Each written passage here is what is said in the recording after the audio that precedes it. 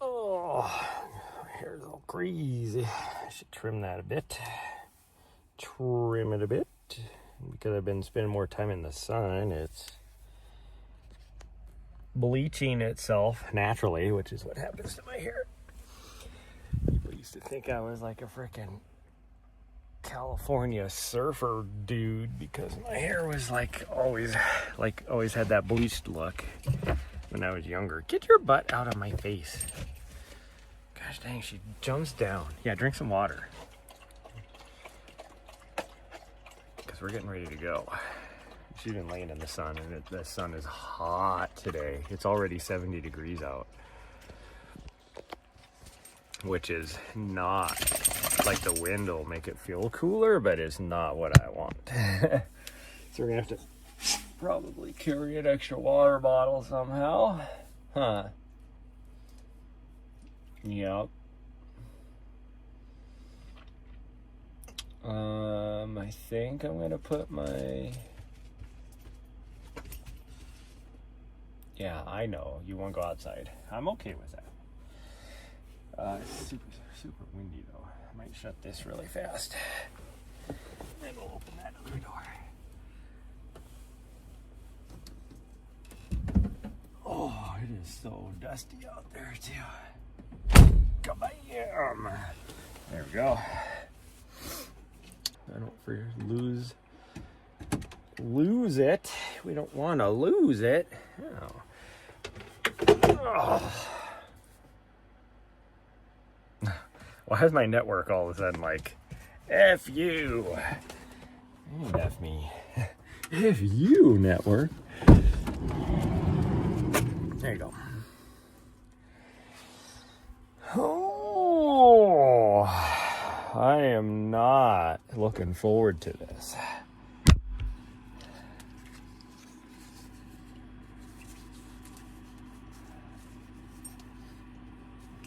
Should we wear the long sleeve?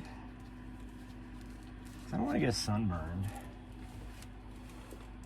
That sun is hot.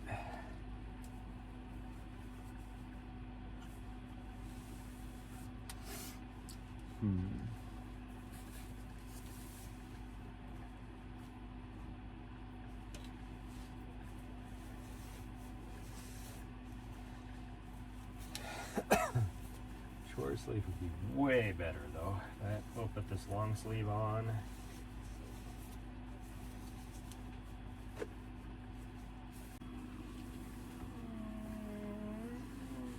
I don't know what shorts to wear, but I guess we'll wear these ones. We will wear these ones and hope that my butt crack doesn't get all chafed. Those ones have a tendency to do that. Oh, now magically, all of a sudden, my signal's good. What the heck? I haven't even moved. So that tells you that it is not my cell service. It is something to do with the tower, because just sitting in one place where I have currently 4 bars of 5G, and it'll go from like 0 megabytes. Actually, well, it says 100 kilobytes, but I don't think that's accurate. 6 megabytes of data transfer. Okay, I don't know what shoes we're gonna wear though. Should we wear these ones? I kind of want to wear those ones. I think we'll wear these ones. The big toe on my right foot is got like a big old callus on it, and it felt like it was starting to get a hot spot the other day. All right, okay, set you guys right here.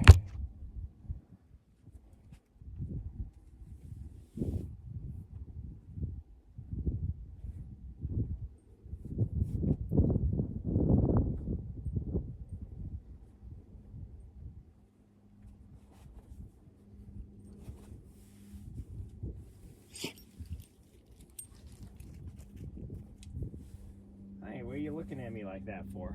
Huh? Why are you looking at me like that? Oh, you're coming back up. Huh? water while you're up here, because it's hot. I'm going to carry extra water, but we might still run out.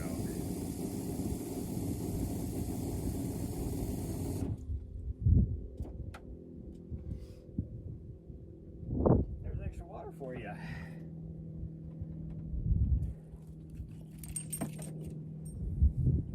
Good girl.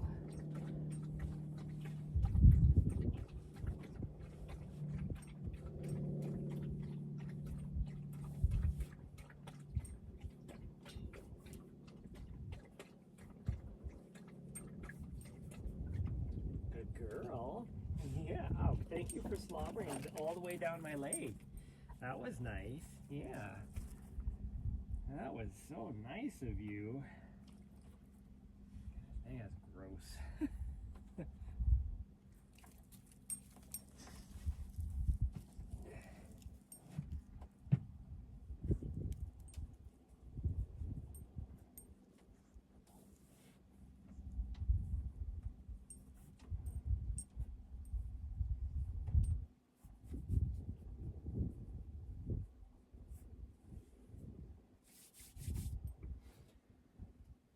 Okay, what do we got here? Let's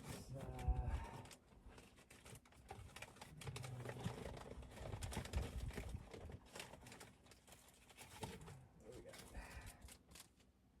One of these, I guess. Whew. Whoa. Is this a water bottle? Yeah, it is. Oh, must have had some sort of something in it.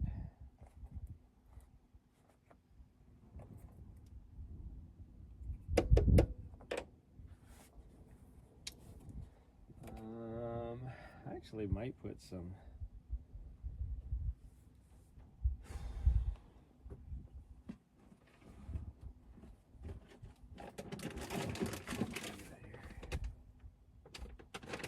no, I don't want that. That was nasty.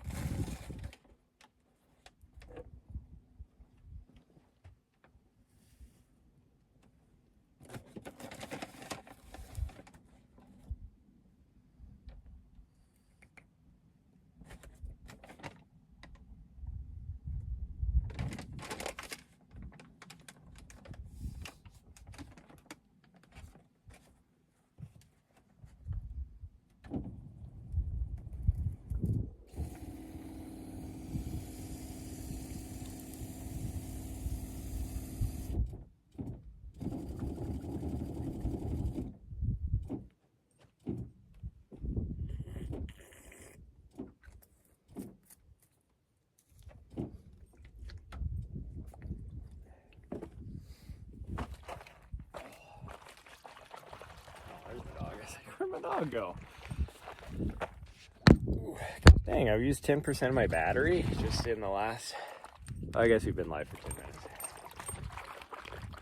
Still, that's freaking, hi, that's mine. This isn't yours. That's freaking 1% every minute. That's not gonna last very long. Okay, so there's that one. Wear our white hat so we don't get as hot. I think we're gonna leave our other camera here. But we will take this one.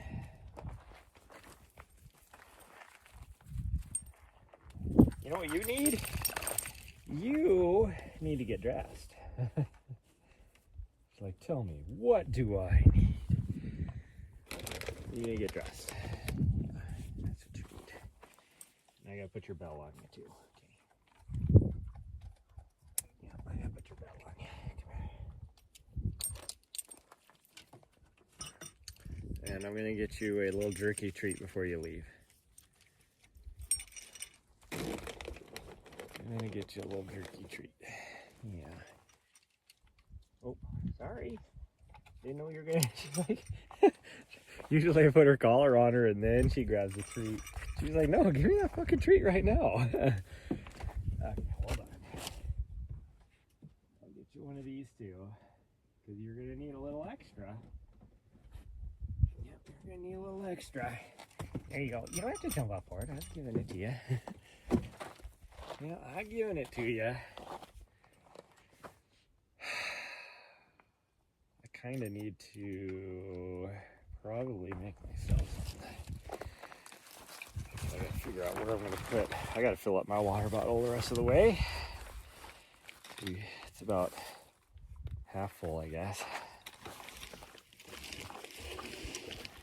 But I think I'm gonna put this other one in there off the bat.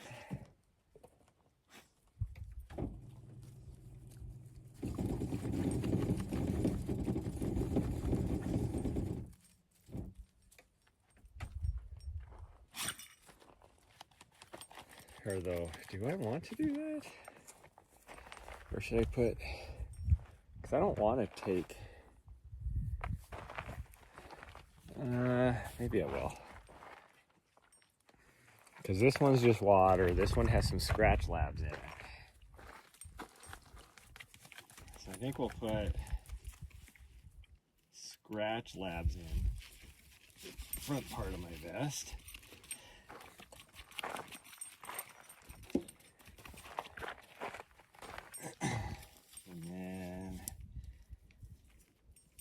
Because potentially we could be out here for a bit. And I'll put this other one in the back.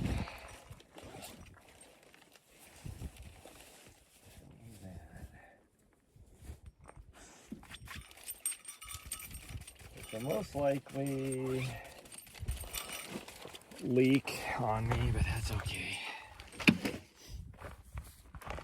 And then I want to make some drinky drink. Oh, my legs are actually stiff. Oh. Where the heck is my other? Oh, there it is.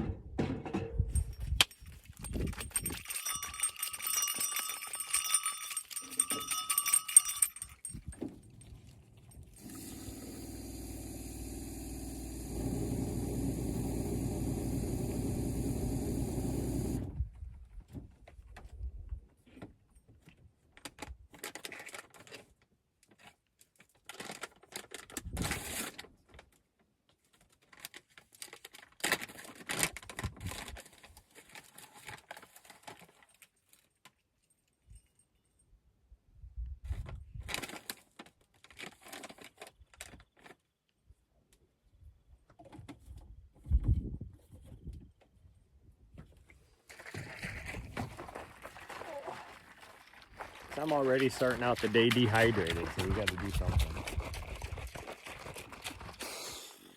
So our plan is, I was going to drive up there to, I think, put over this rock every time up in the mountains today, but I just didn't feel like going. So I think what we're going to do is do that tomorrow, or I might do it this afternoon. We might drive up there this afternoon and find a spot so we don't have so far to drive tomorrow morning.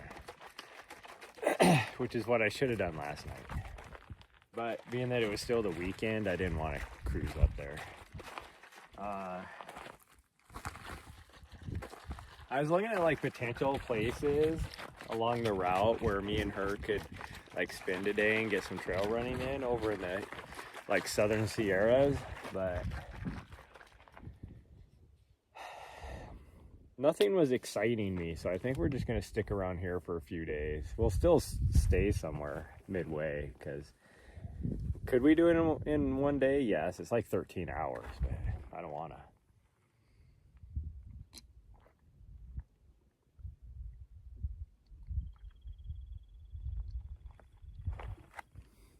need to drink a bunch of stuff and probably eat a waffle or something.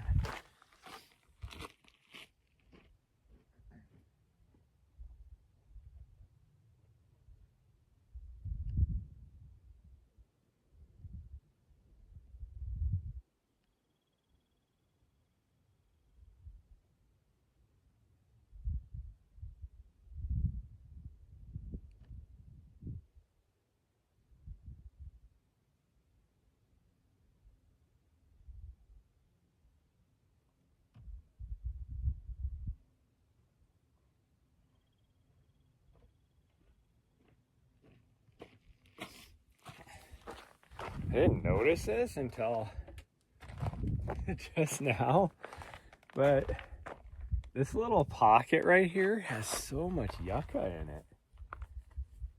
Like, I don't think I've noticed anywhere around here. Like, I haven't noticed a lot of yucca. There's a lot of yucca. Oh, it looks like my dog found a leg bone or something. She's all proud of herself. What'd you find? Did you find a bone? Yeah. Okay. I'm not gonna fight you for it. It's not. Obviously, whatever it is has been dead a long time, so not worried. Chew on a bone. It's okay. Looks like a leg bone.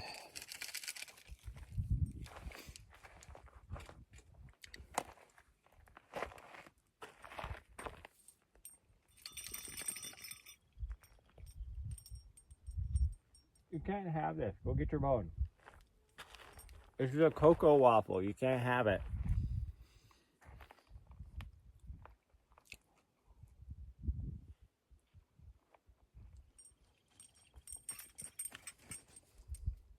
You can't have it, sweet girl.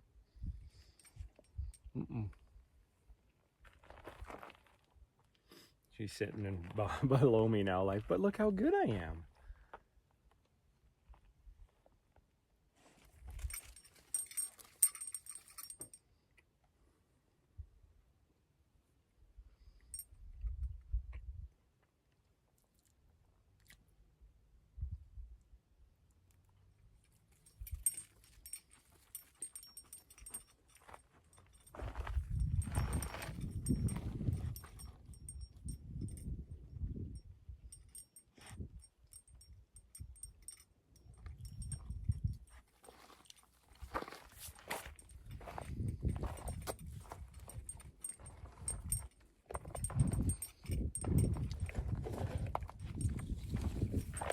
Just in case.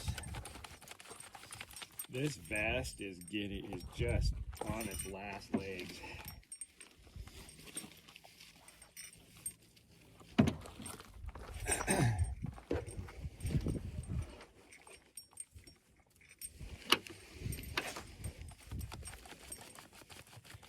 Just on its last legs. Like, big ass hole in the pocket there. Big ass hole down there. Hopefully I don't drop anything out of that. Side pocket. We're just trying to make this vest last for at least a couple more weeks. I have a new one for the race, but I don't want it to destroy it.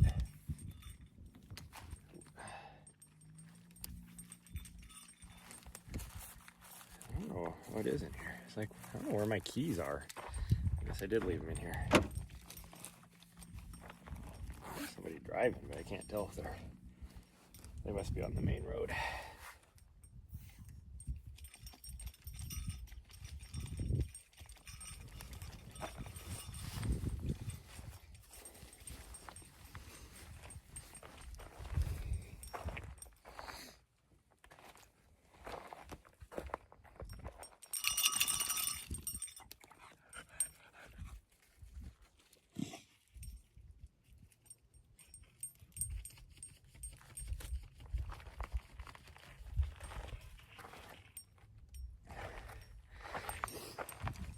Whew, a lot of traffic on the road today for a Monday.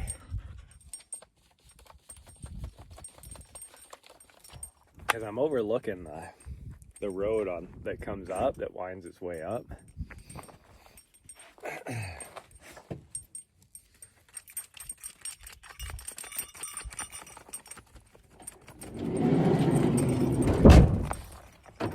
Okay, hopefully.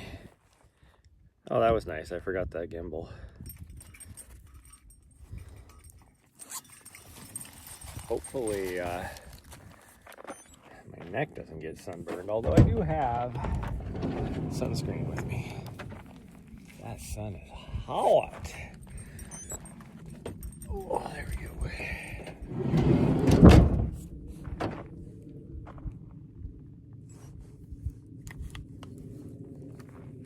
Oh, my leggies are a little stiff.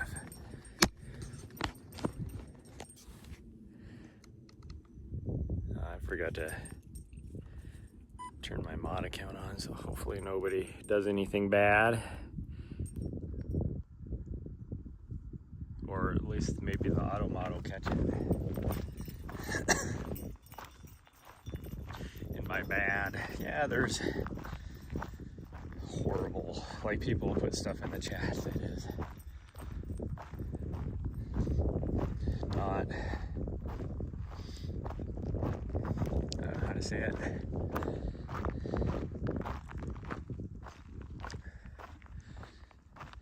Not welcoming or whatever. Like most of those terms, though, I have in the auto mod, so shouldn't have to worry about it. Anything else, I can just filter it with my voice. I have no qualms with calling somebody out for bullshit.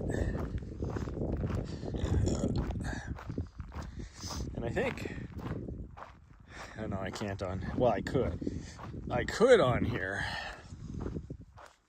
ban somebody if I needed to. Of course, my auto mod account or if I have my mod account on, it's not going to ban anybody. So if I have a mod on, they can ban somebody. But my mods are working right now. Or at least they should be. Alright, well, we're just going to take I don't know what we're going to do. But we're at least going to run down to the valley bottom here. And then we'll decide, do we want to go around this way and climb up on the ridge and then go down the other way? Or maybe we'll just run this way and then climb up that way. Actually, I'd rather go this way and climb up that way because that road is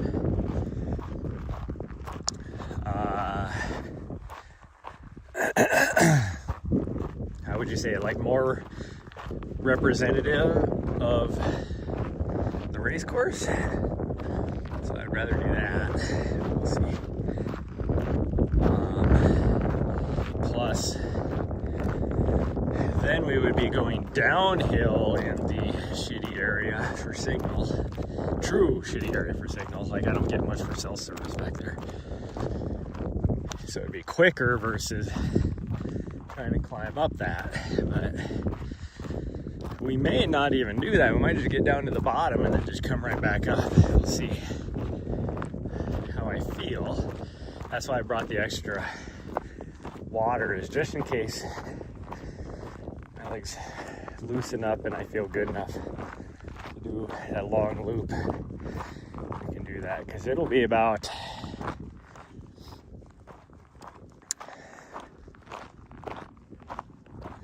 20 miles easy if we do the long loop. But I don't know if I want to do a long loop. If we're gonna do Lane Mountain, I don't think we want to do a long loop today. But we'll see. I mean, it's good to carry extra water anyways.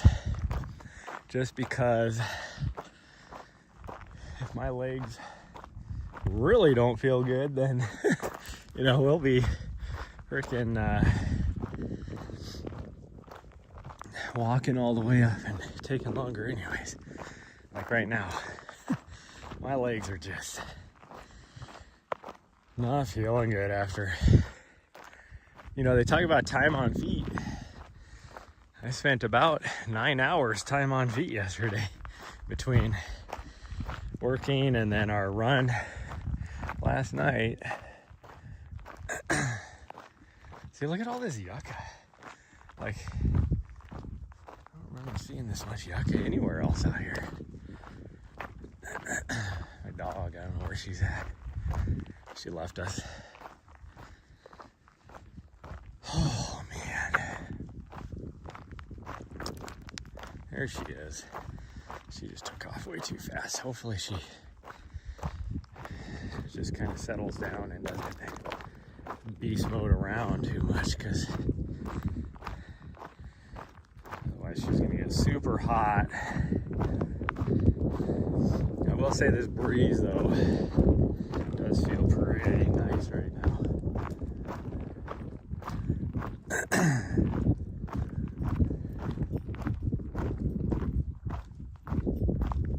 Well, the road or the trail we're going down, we're gonna be going down in, that's the canyon right there, and you can actually make out the furthest this way that we come before we go down that way to go all the way down is right there. Like, it's too bad we can't just drop straight down there, but no, we got to go down here around that knob, and then I think we jump on it between this knob and that knob, I think is where we jump down on the trail.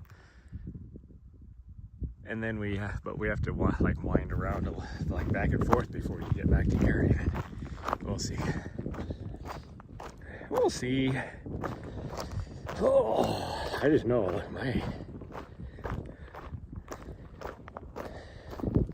my left knee, I talked about this the other day when we were climbing, how my left knee felt like it needed a pop.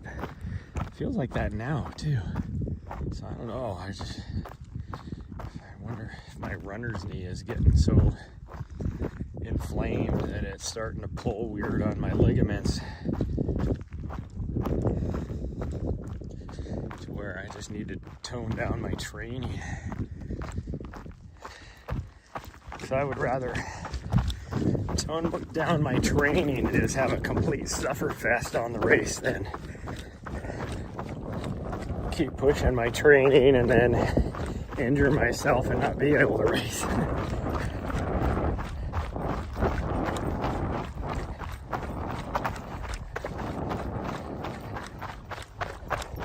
Yeah, see, I can even feel my knee on the downhill today. At least yesterday or a couple days ago, I was only feeling the knee on the uphill. Ouch.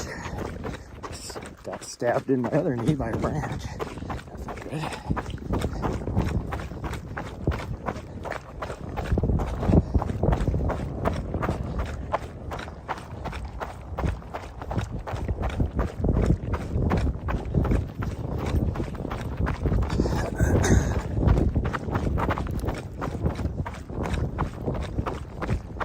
We're going this way.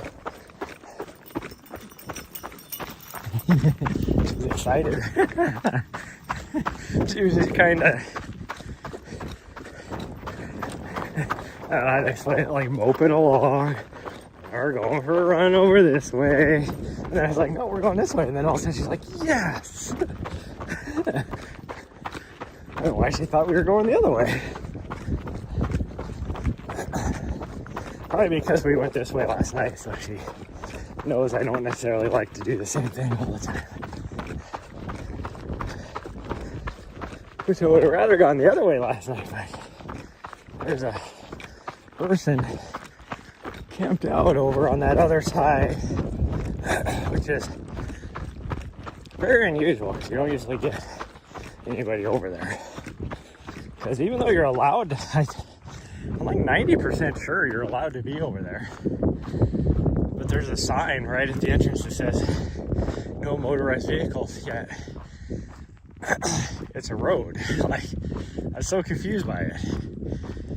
It's a road that's used all the time between the ranchers and like recreationalists. You could tell it's like an actual, like it's not like this, a Jeep trail. It's an actual decent road. So that's why you never see anybody out there.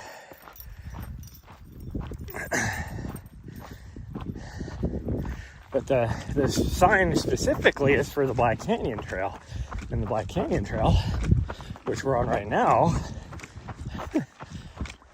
and you're allowed to drive on this little Jeep trail.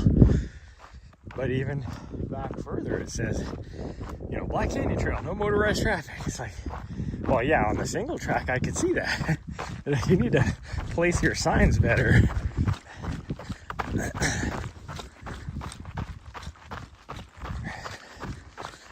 But between those people being there, because where they're parked, it's like they're right off the side of the road. And granted, yeah, you don't get a lot of traffic on there. It's only people going in to park where the single track begins again on the other side, or the cattle ranchers, because there's a big windmill water point over there where there's usually tons of cows. And so between that and the cows, I didn't want to go that way last night, because she can be a real butthead when it comes to cows. Last night she did fairly good. We saw that one cow just right over here, and she only chased it for like, maybe 20 yards or so, which is way better. She'll chase, in the past, she has chased cows for, Nari, we're going single track. Single track. She's like, oh, okay. Yeah, that way.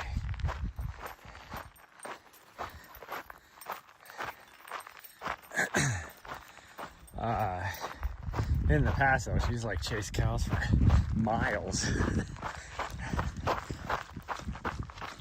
I think she's, where were we? San Simon, where she tried to chase some cows, and it was a brand new mama cow that turned on her and was like, "You get away from me." And I think she figured out that, oh, they don't want to be chased.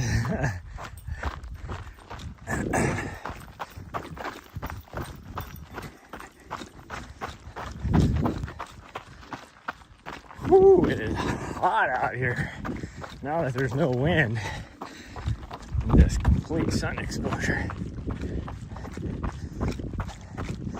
I'm not even working that hard because we're going downhill, but I'm starting to sweat.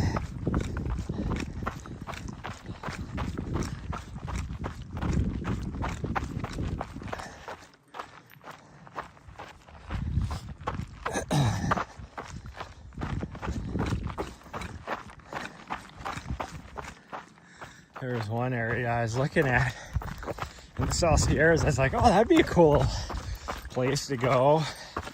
And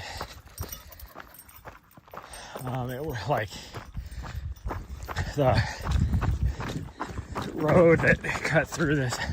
Basically, it was like two wilderness areas, one on the south side of the road, one on the north side of the road, with this state highway cut through them. And I was like, oh geez, there's like a lot of trails at the top of this pass. And then I was like, oh, there's a freaking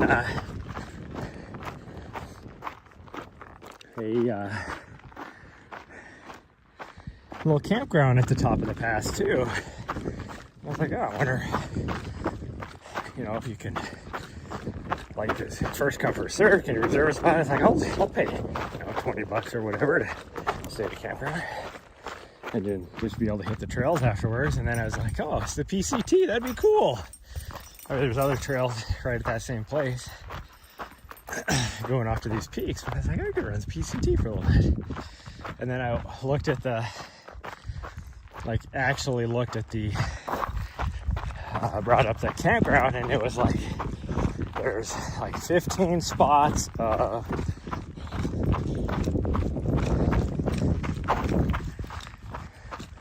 how did they label it, like off trail or off something, campsites for PCT through hikers. And then there's like 2 car camping sites. And that's their campground. I'm like, oh, so it's a campground for the thru hikers is what it is. Like, well, I'm not gonna do that, even though it should be early for thru hikers. Here's our trail that we saw at the top. Right here. This is where I said where we could see it, and I was like, ah, it's too bad we can't take it. So we were right on top of that hill right there. Yeah, it should be like early for thru hikers, because it would be, this is November, and we were down in the, like it was late November,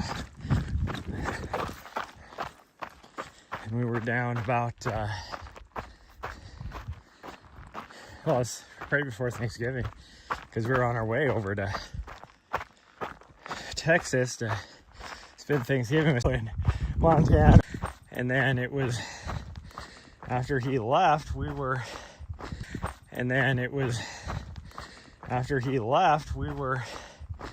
jumping back in the van, and my dog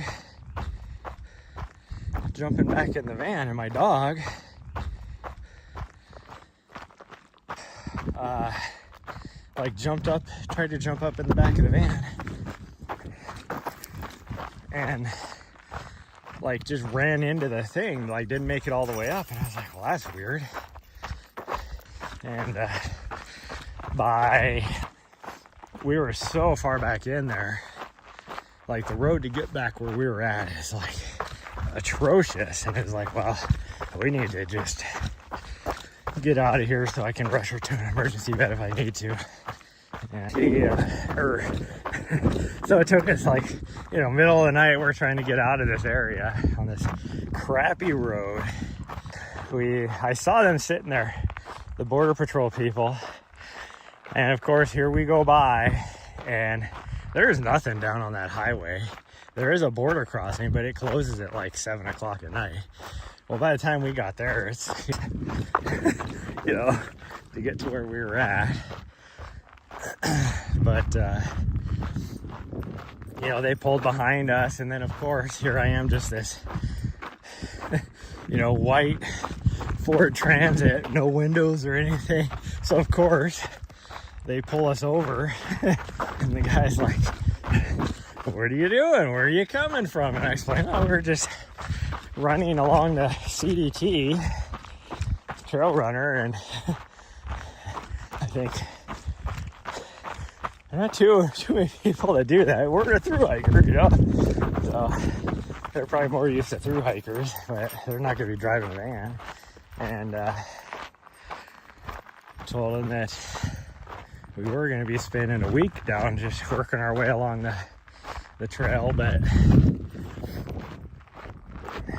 my dog was sick, so we're leaving to be able to have striking distance to get where we needed to. And I should reiterate that before we left, I called my vet. So this is the day before Thanksgiving, and I called the vet because I was just going to take her in. It was our vet back here in Montana, and I was just going to take her in. I was like, we can go back to Montana, not a big deal.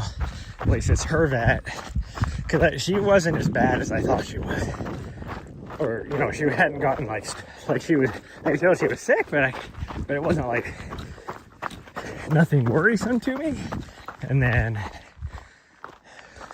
it was just, oh, she needs to get in because she's sick, got something. So when I called the vet, they were like, we get you in first thing on Friday morning, because they're not open on Thanksgiving. And I was like, well, that works out perfect, because it'll take us that long to drive all the way up anyway. But yeah, the Border Patrol was like, oh, you don't mind if I look in the back then? And he opened it up, and he was like, okay, you're good. He's like, just a little weird to see vehicles out here, because there's no towns or anything. A few ranches, but none of the ranchers are driving at midnight. I was like, no, I get it. You guys are just doing your job. Like, support what you guys are doing.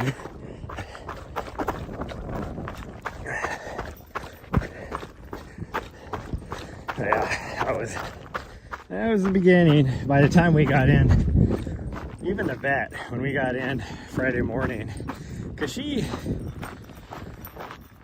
was like super lethargic. She was still eating a little bit by then and pooping and stuff. It's not like she was, it was just, you could tell something was wrong with her. And even the vet could tell, like as soon as they came in the room and saw how she was acting, it was like, this is not normal for her. She's usually like energetic and happy, like, you know, just like this little butthead. Exactly like this little butthead. And so them seeing her like that, they were like, oh geez, something's not right. So they ran a bunch of tests, and then that night I could tell something was wrong, because we had to wait for the test results to come back, you know, over the weekend. And something wasn't right. Like, she all of a sudden had really quick shallow breathing, all that kind of stuff. And so I had to run her to the emergency vet down in Bozeman Friday night, because, you know, now it's the weekend. It's like, why do things always happen on the weekend?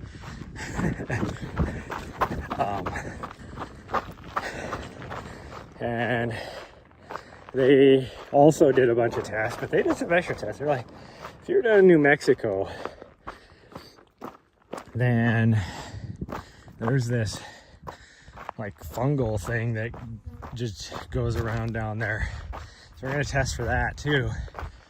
It's almost like a, you know, like a,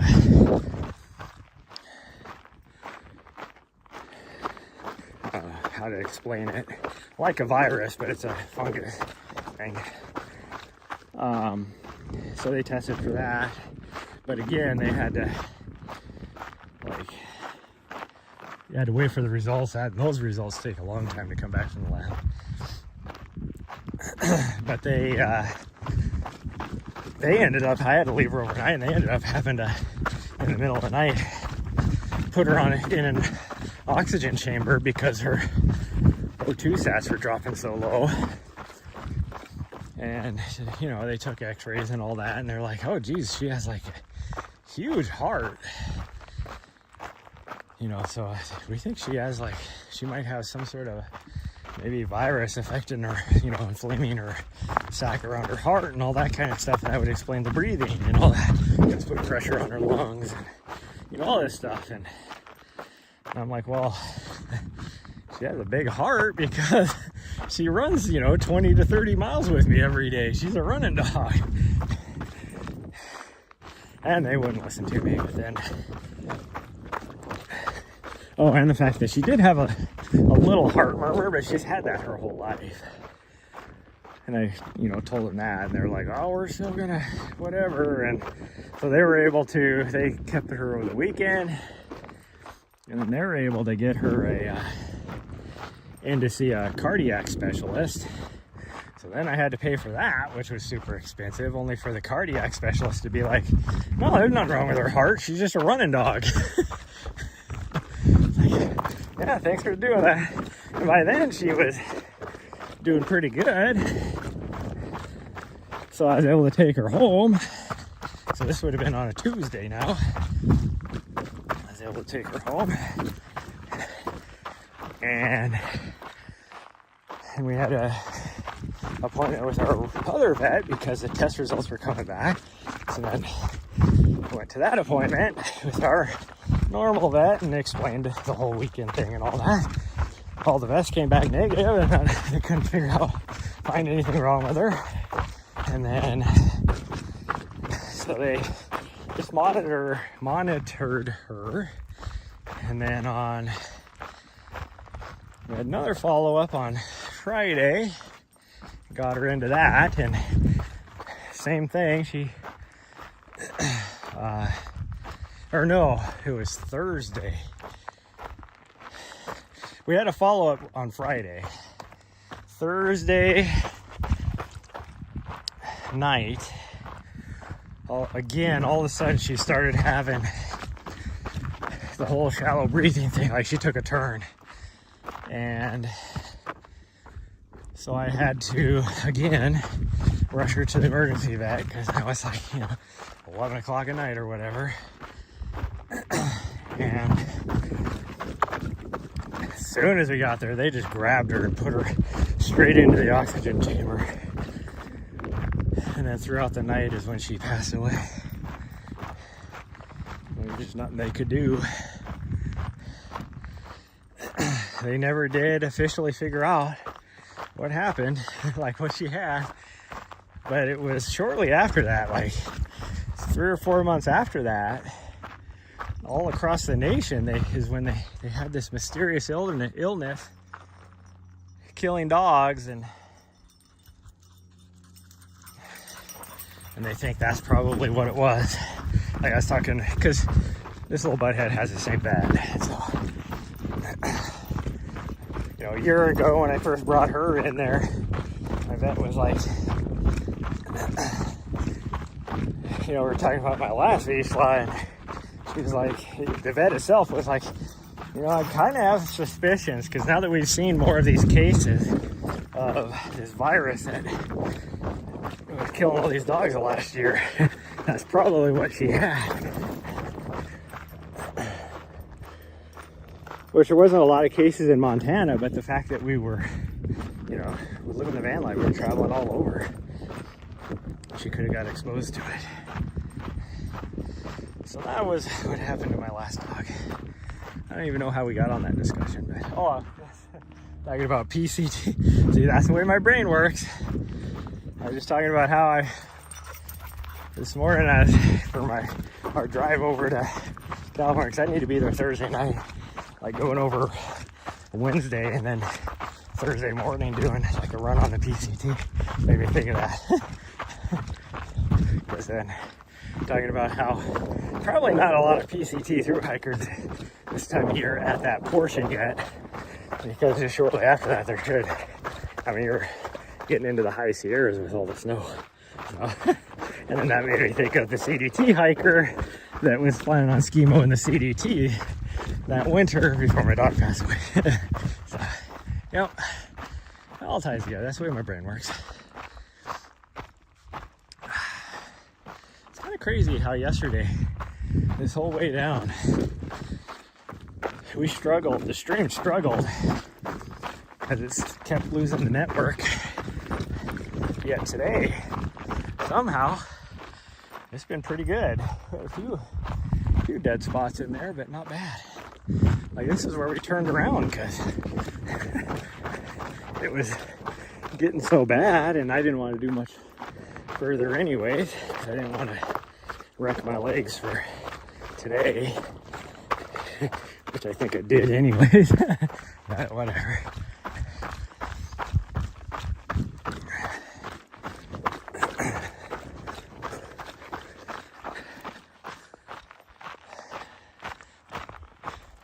I hear her. Oh, there you are. Hiding behind the bushes. That's funny. Because she jumped across over there on the other side and then, cross country. And then I was like, no, we're not going that way. Come on. And then she ran the trail back. So she was like full sprinting back.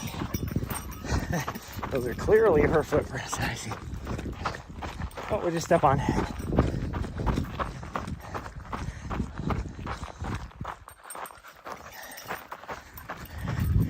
She's getting really warm. That's the problem. Running out here this time of year with her is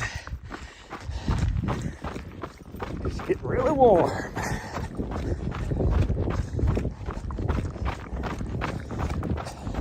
It's only like 70 degrees right now. So the sun makes it feel a lot warmer. It's going to get pretty warm today, though. I think it's supposed to be like, where we're sitting, I think it's supposed to be like 85, 90, somewhere around there. Phoenix is supposed to be really hot.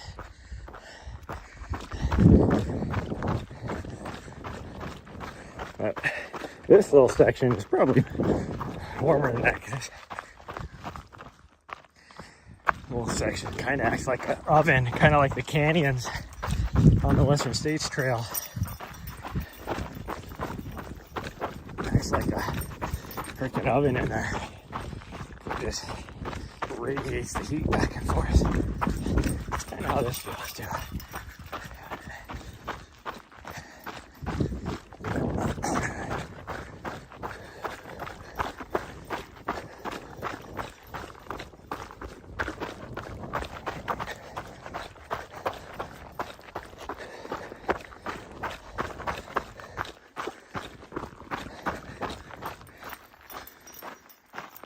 Oh, we made it. I think the way she's feeling and the way I'm feeling, we might just go all the way down here to the valley bottom and maybe call it, but maybe we'll go, if I could get extra vert, maybe we'll go an extra, what is that, 1.5 miles to that one road and climb up. We'll see. Definitely not going to do the long loop. That's for sure.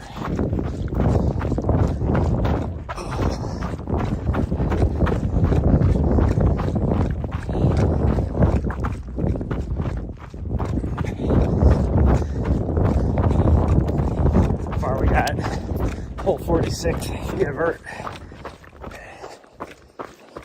Vertical gain. When I say vert, we just mean vertical gain. A lot of people,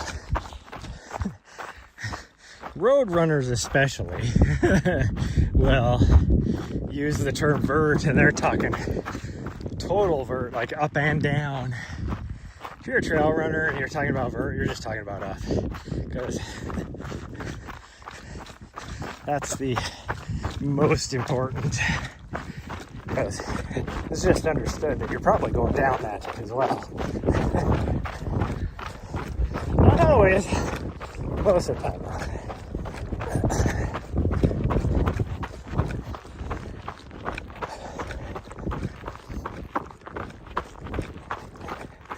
It's like marathoners will talk about, oh, there's like, 1,100 feet of vert on this marathon course. When really it's only, 500, a little over 500 feet up. And then of course the down. And so somebody like a trail runner, we're like, well, one over, 26.2 miles or 42.2 kilometers. 1,100 feet isn't, even if you're just talking the up, is nothing for us, but then you're talking like 500 feet, that's nothing. Even as a road runner, I'm like, that's nothing. Because I've been on some very hilly marathon courses.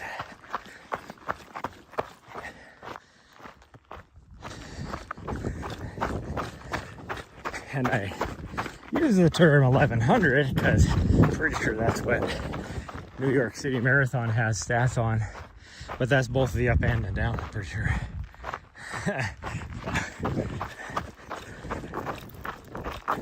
And all that is going over the bridges between the boroughs.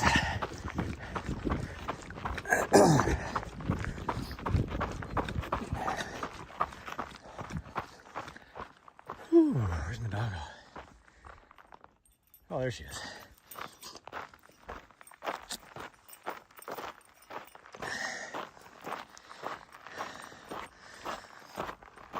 Oh, this little section here is uphill. I'm not ready for it yet. I wasn't ready. Hey, Rico. Thanks for stopping in, man.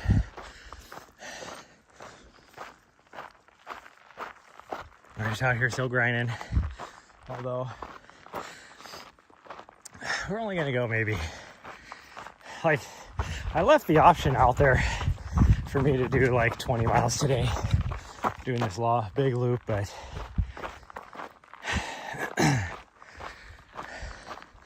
I have plans for a big vert session tomorrow on the race course, so I don't want to wreck myself by doing a long run today.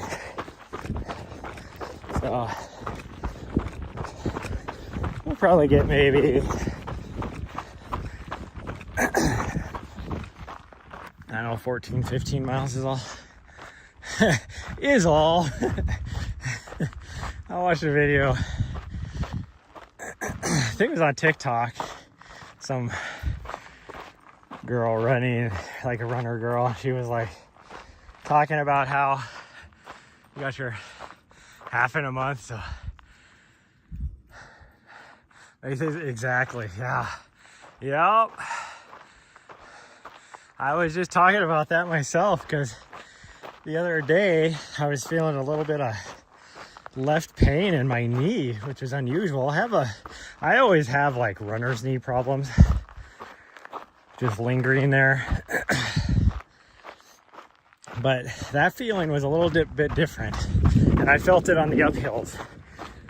And that's why we cut our vert stash like 4 or 5 days ago short, because I could feel the pain. And I was just talking about now at the beginning of this race, I was like, or this run, I mean, which we were going downhill. I was like, well, that's weird. I feel that pain now going downhill. I was just talking about how I'm just going to take it. I just need to take it easy and not, I would rather suffer through my race because my fitness isn't quite as good than to push myself during training and then not be able to race because I injured myself. It's kind of funny because I literally said that at the beginning of the stream, like, what was that, an hour ago?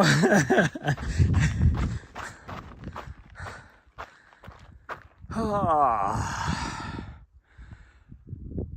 Always tight. You gonna stop for now? Yeah. Yeah.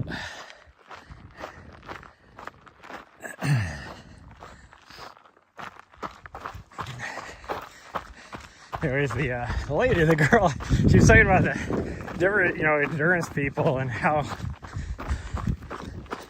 and I do this myself. That's why, like, when I said the only 14 miles, I'm only doing 14. You're one of my athletes.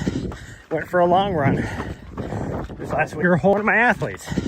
Went for a long run this last weekend on Saturday. Her long run was 6 miles. And she wasn't feeling it, so she only got 5 out of it. But her long run was a 6 mile long run. And like this girl said, she's like talking about people whose long run is 6 miles. And she's like, that's just a normal Tuesday for me. And I'm like, so I try and check myself when I say things like, oh, I'm only doing 14 miles today. Because my only is somebody else's like distance PR.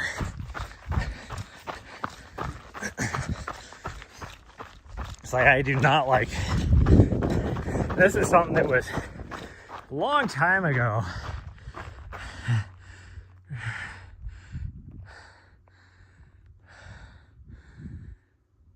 Cycling incline, nice.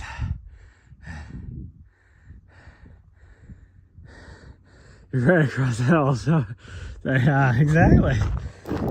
My last like running group that I used to do a lot. I mean, I still do stuff with Bozeman Running Club, but when I was doing a lot of road running and everything, but one thing we tried to reiterate with people is, because we'd always get people that would come into our Facebook page and be like,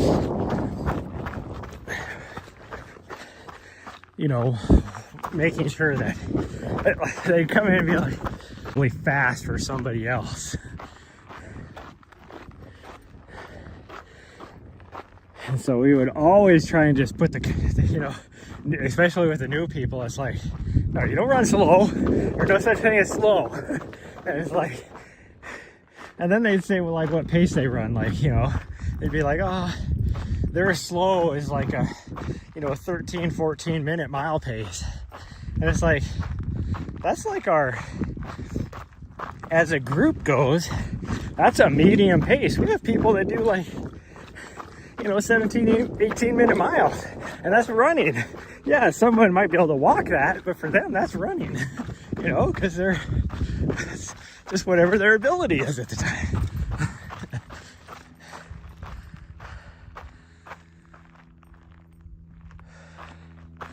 not shaming people. I know, well, and as a running group, we try to be welcoming to everybody. It's like me, sometimes, yeah, it might be an easy pace for me, but there was a lot of times, I just wanted to run a 13, 14 minute mile pace. And mostly for the vibes. I just run with somebody. Just because I just wanted to share some miles with them. And I didn't want to be like trying to break myself, Sometimes it's just fun to run. That's why a lot of times you look at my Strava, not everything I run is on there, because sometimes I don't want to know what my pace is. I don't wear my watch. I'll probably wear my watch, I just don't turn it on.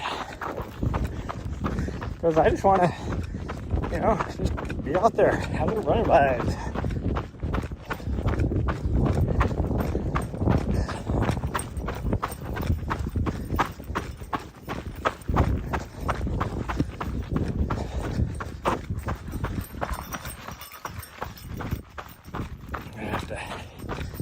Out here probably, but maybe there's water up here at the watering hole. Although it's kind of nasty. I don't know if she'll drink it or not. Whew.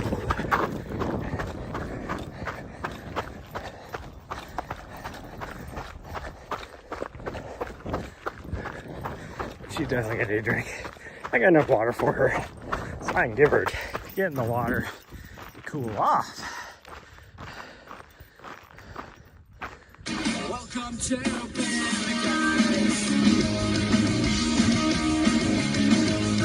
Hey, thank you for the follow. What is your running pace? And wish you good luck for France. Hey.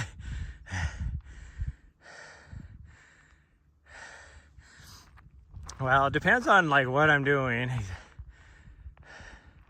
When I go back, I think I missed some stuff. Yeah, the older guy is ready for 10K. Being out there, it is just be fun being out there. Thank you for the follow. Let me get out here a little ways and I'll do those push-ups.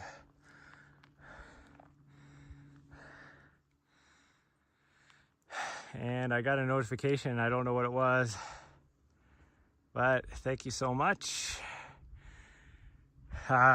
Mine depends on like just my coming out here, like right now, running on this trail. Just bebopping along. We're doing about an 8.5 minute mile pace. I think this is slightly downhill, but like if I'm in a race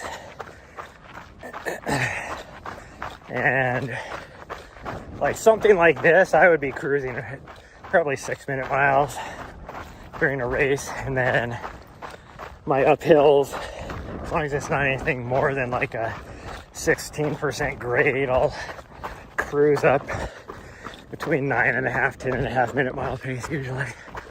But it just depends. It depends on how long the race is too.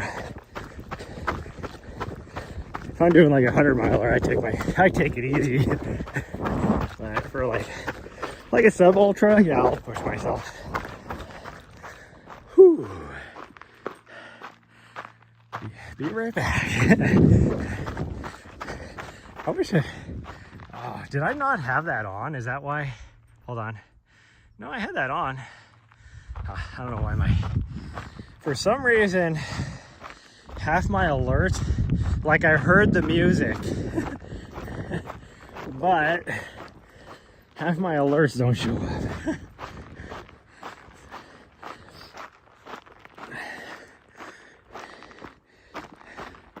But again, thank you so much for the follow.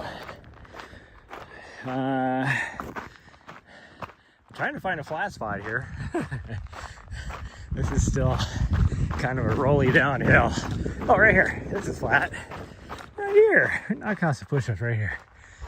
Make sure I got sight of the cell tower. There we go. Whoo! Oh. My dog's over there. I don't know what she's doing.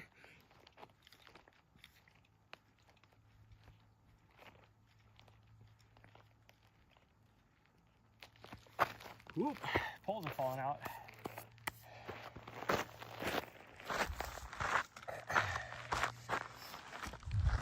Oh, there we go.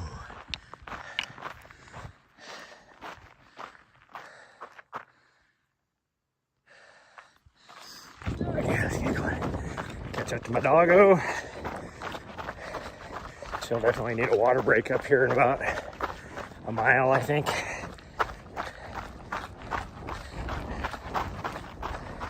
I think that's about where the road crossed.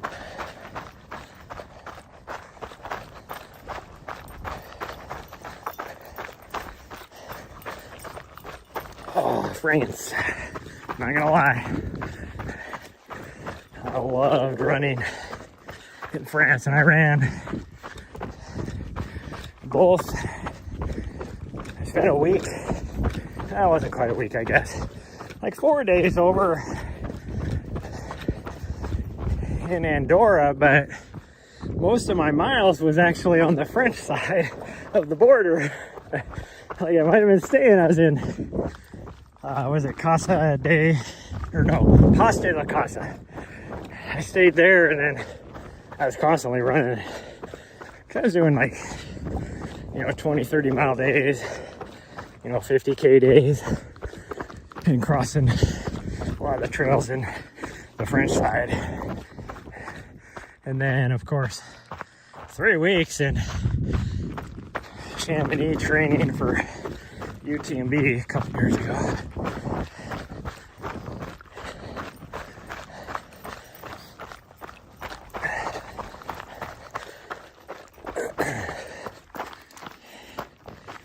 And it's funny, like, wherever I went, of course, I didn't go to a lot of, like, I traveled through France, but I didn't spend a lot of time in other locations.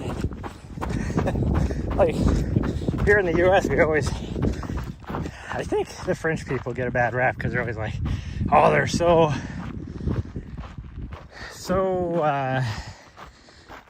like non-friendly to Americans and stuff, and I never had that experience.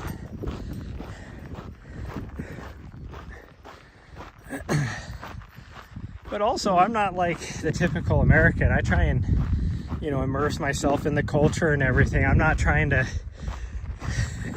go over to France and push my American views on society and life, which a lot of people do. What we call Karens in the US. So yeah, of course, anybody's going to be that way. Even my time spent in Chamonix, whenever I went out anywhere, I didn't know hardly any French. Like just very basic, but when I was out and about, I was trying to learn, and you could tell some of them, like there's this one like sandwich shop that I went to in Chamonix every day after my run, because man, they had good freaking sandwiches there. But I would try and order, speaking of French, and she was you could tell she was like, oh, you are so bad at that, but she appreciated that I was trying.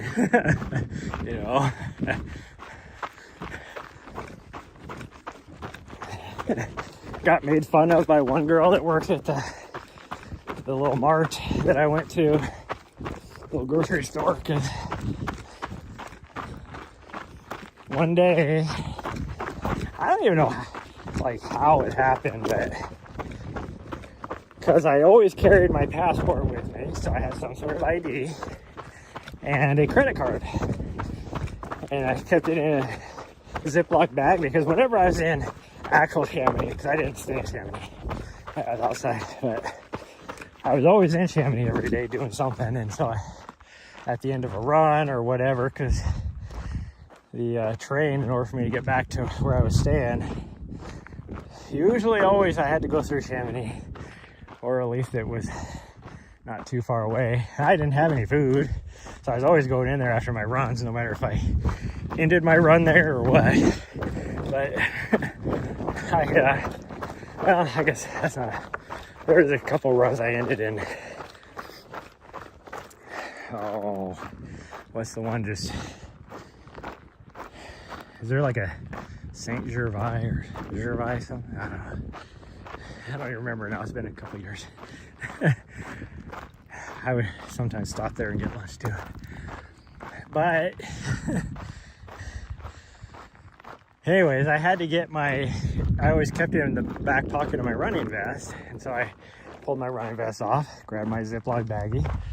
My credit card was always in my passport. Somehow I paid for my food and my passport got just left there on the counter. And then later in the day, when I finally noticed, I was like, wait a minute, where the hell is my passport? So then I'm like, how did I not, like, if I'm putting the plastic bag back in my freaking vest, how did I not have my passport, you know? Oh, and the other bad part is my free transport ticket was also in there. So I was like, I had to ride the train back. Luckily there was no Ticketmaster on that train, but then I also had to come back the other way too. And this is like pretty late at night. Got back there, actually got caught the last train into Chamonix, and then I could have rode a bus back, but I elected to run all the way back. When I got there, I was like, did I leave? Because I only just stopped at 2 places. So I was like, did I leave my passport here? That was the first place I came to. And she was like, yeah, you did. But it was in like the back room, so she had to go, you know, get the manager or whatever, and he was able to go get it and all that. But after that, and that was like early on, so anytime after that I saw her, she was always making fun of me, you know, which was okay. I took it like it didn't bother me at all that she was poking fun at me. It was almost kind of flirty the way she was poking fun at me, so I didn't care. That was a long run in the middle of the night too, and I didn't have my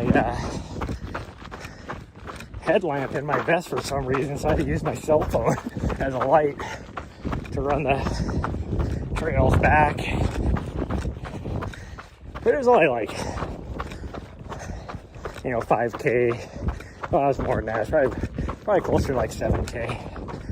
It only took me like an hour, so it wasn't like too bad.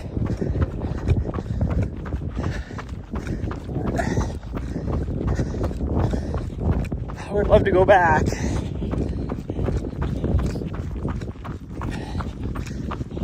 I'd love to go back during UTMB week. Not necessarily to run a UTMB, but just because the atmosphere was so cool. Problem is that week, I'm pretty sure everything gets, prices wise, cost wise, gets jacked up 200%, which I don't disagree with. You know, supply and demand. The demand is super high. Jack up them prices.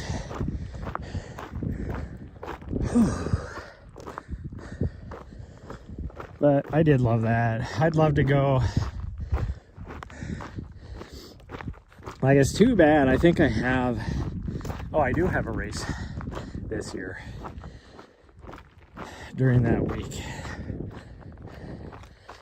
But I think next year I might try and do that. Go there for that week. Again, like I said, not to run or anything. Maybe do media stuff. And then might see if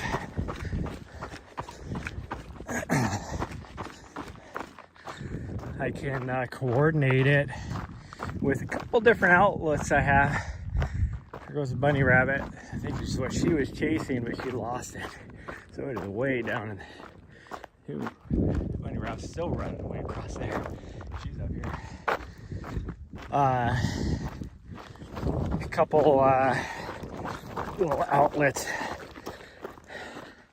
that I work with all the time. I betcha if I just go over there and I'm over there, I can probably contract some work for them while I'm over there. So I might try and do that. But we'll see. I'd love to go do that. And then usually there is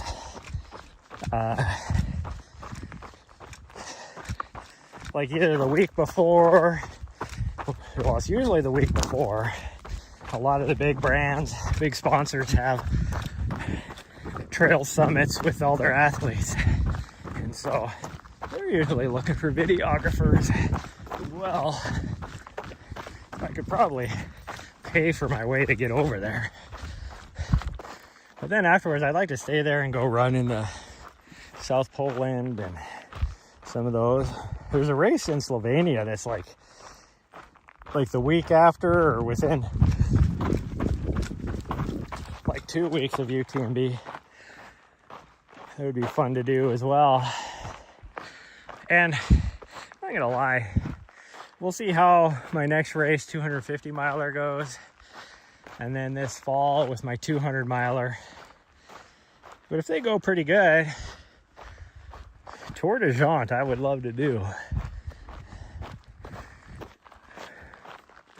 But depending on how I do on these races. Well, let's put it this way. The idea of Tour de Jante I would love to do. But if I don't do well at the 200 plus mile distance, then I'm not going to want to do Tour de Jante. But we'll see. I'm having tummy troubles right now. I don't know what that's about. Oh, there's my dog. It's like, where'd my dog go? So I'm afraid if I run right now, like I just was passing gas, it could just be gas, but it almost feels like I need to poo now. And it would not be a good poo, that's for sure. I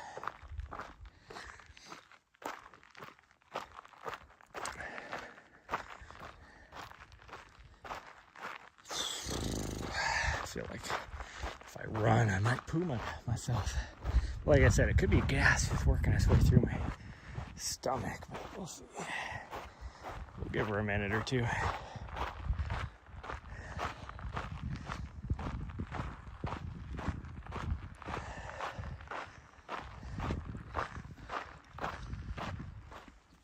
Oh man, my guts are all messed up after yesterday, so that's why I think it's probably going to turn out being a poo emergency.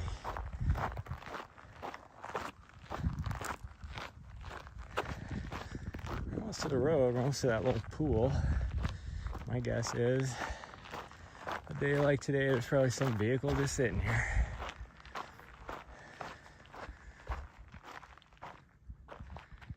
Somebody on a motorcycle. I have no idea where my dog is. That's concerning. Nari, where you at? She might be up at this pond. There you are, good girl. Good girl. Yeah, were you going to the pond? Yeah, that's fine. We go that way. Oh, even though running makes me feel like I need to poo myself.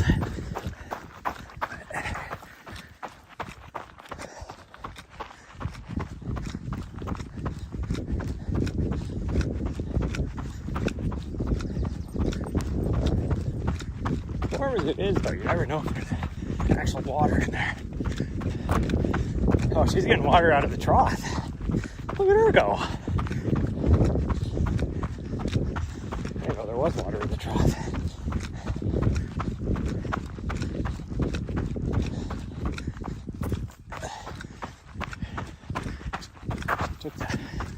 I don't know how she got in there. And she doesn't know how she's going to get out. She got herself trapped. How did you get in? Oh, must be water in the trough. Oh, there is, because she just jumped in.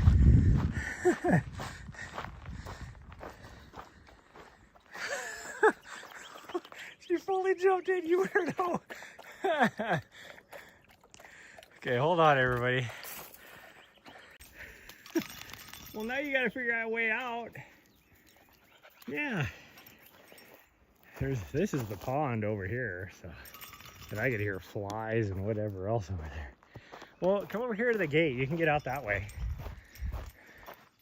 See if she does it by herself. Go on. Yeah, that's how you get out. Or you can crawl under the gate. Ah, geez. Usually she can figure it out herself. She got herself in there. I'm gonna walk this way and she's gonna do it herself. The gate's locked, so I can't get you out through that way. Yeah, I can't get you out that way. Crawl under. Yeah, crawl under. Right here. Come on. Yeah, come on. Come on. See, that was easy. Little butthead. Now she's gonna go run over to the pond again. That's actually kind of crazy that she jumped in the water like that. She does like the water, but she hates swimming. And that was up over her shoulders. Now she's gonna go over to the pond. Last time we were here, there was ducks.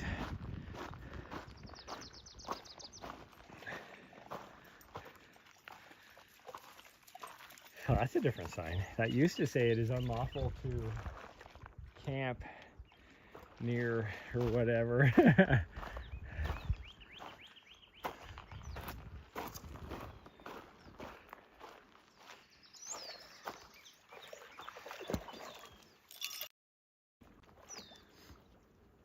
There's a lot of flies. I can just hear them buzzing, but they're not.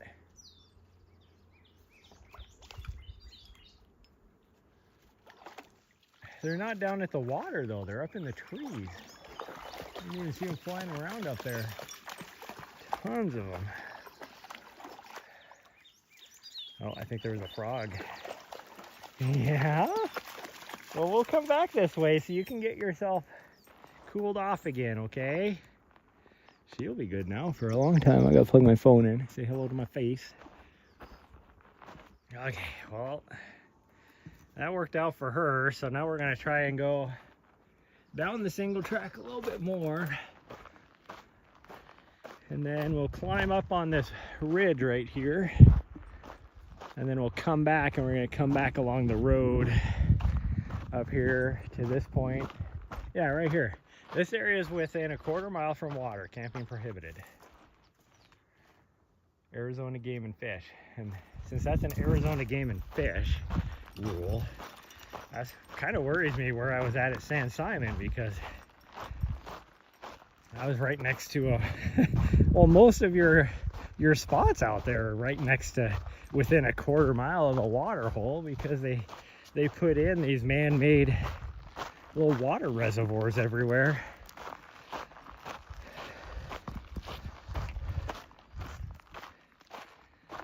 Okay, well, my feeling of having to poop went away.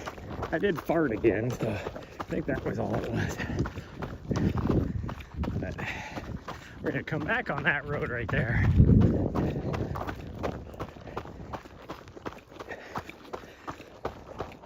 Oh, we'll run this way a little bit more.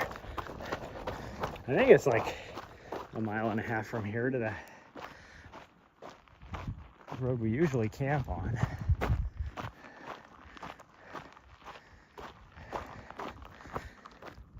So, what will it be? That was 4.7 to there. Should be 9.5, almost, I guess almost 10. Another 3, so it might only be at like 13 miles. We'll see.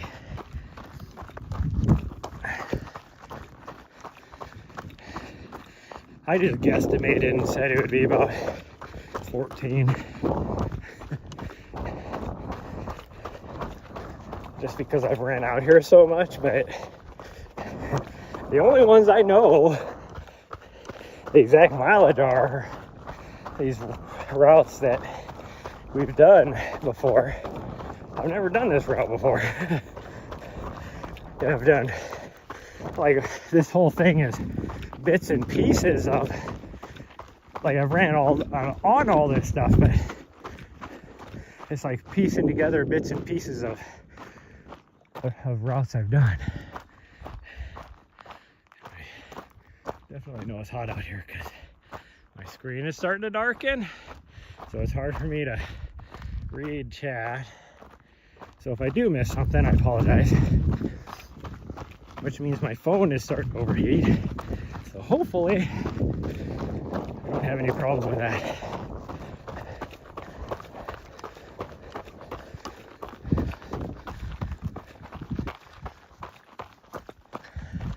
That actually happened last time we were out here running. Okay, back. Awesome. Your timing is impeccable because you just missed her getting to go for a swim, because one of the little ponds over here had water in it. Since the weather here has been super wet and everything and cold, like yesterday was the first actual warmer day here in probably a month, and it's supposed to be really warm towards the end of this week. Even right here where I'm at, it's supposed to be in the 90s. Phoenix will probably hit triples digits.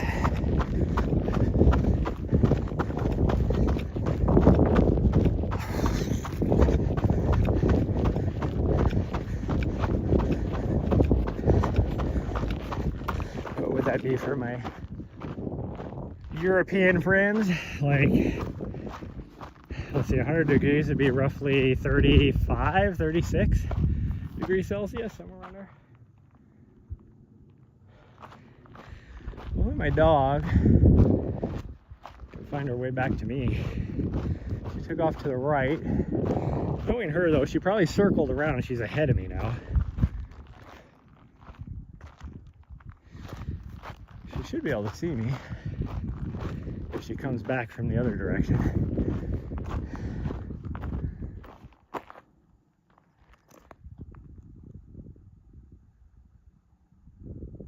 Trying to be quiet to see if I hear her, and I do not hear her.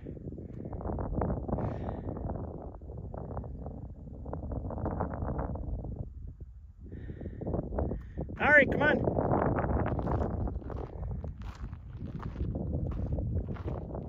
I need to make sure she can see me if she comes back, because she went up over that hill.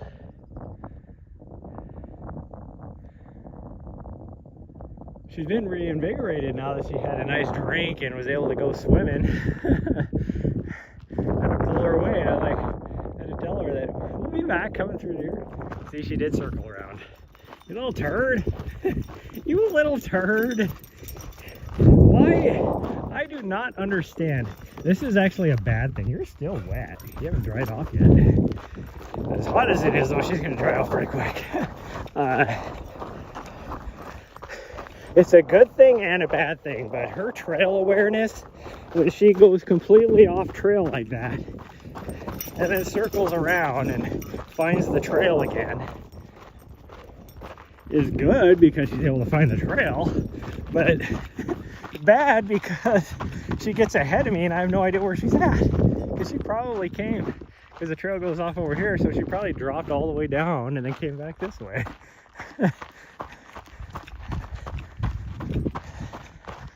My last Vizsla, see, and again, she just cut across. She's like, I know the trail goes over there. I'll catch you. You'll catch up to me.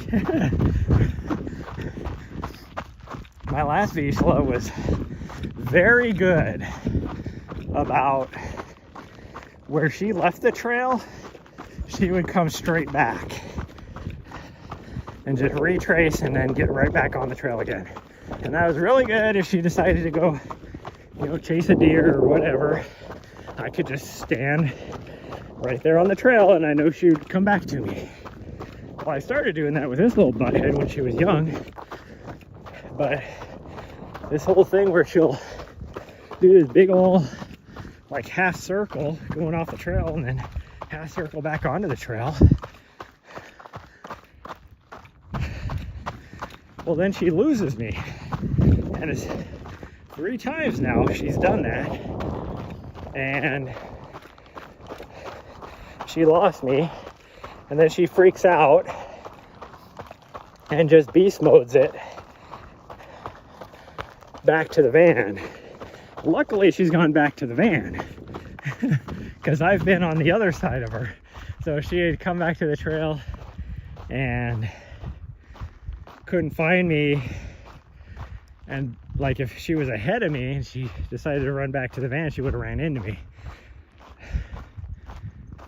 You know, type her, how am I trying to say it? Like, I don't know, one of those times she ended up coming back to the trail behind me. We were on our way out. She came out behind me and I couldn't find her. I searched for her for a long time. My only option after a while was, because it was super hot out, was, well, I guess I got to go back to the van and get extra water and probably notify, because there's zero cell signal, probably notify the you know, the authorities that I lost my dog, but I'm going to go back out looking for her. But, and we were about 2.5 miles out up the Navajo Trail, and then when I got about a mile away from the van, I could see the van. That was like the first time I could see the van, and I just see her little head jumping up and down around the van, like let me in, you bastard, I'm right here. Like she thought I was gonna be inside the van or something. And so then I had to like freaking sprint mode it so she didn't go running off somewhere else back to the van. So that was the first time it happened. The second time, we were on another trail that she hadn't seen, and we were on our way back at that point. And she did the same thing, went off the trail in like a little half circle. Well, then she came up back on the trail so far ahead of me that she didn't know I was behind her. And so again, she freaked out and just beast moded it back. Now she's in front of me and she was just running down the trail trying to find me back to the van. And I was hoping that's what, well, that day was sucked because that was after I had her phi collar. Well, the signal back there where we were at wasn't the best. It was spotty. So I brought up the app and I saw her little blue dot. So I went chasing her. Saw that she was down the trail. And, oh, sorry, you missed that.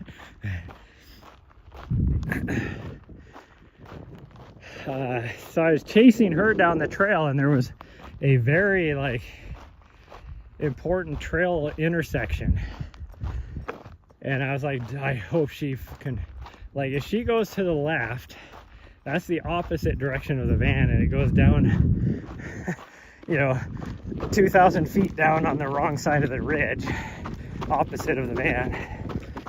And I got to that trail juncture, and it was hard looking at the map. The map on Phi is not the best.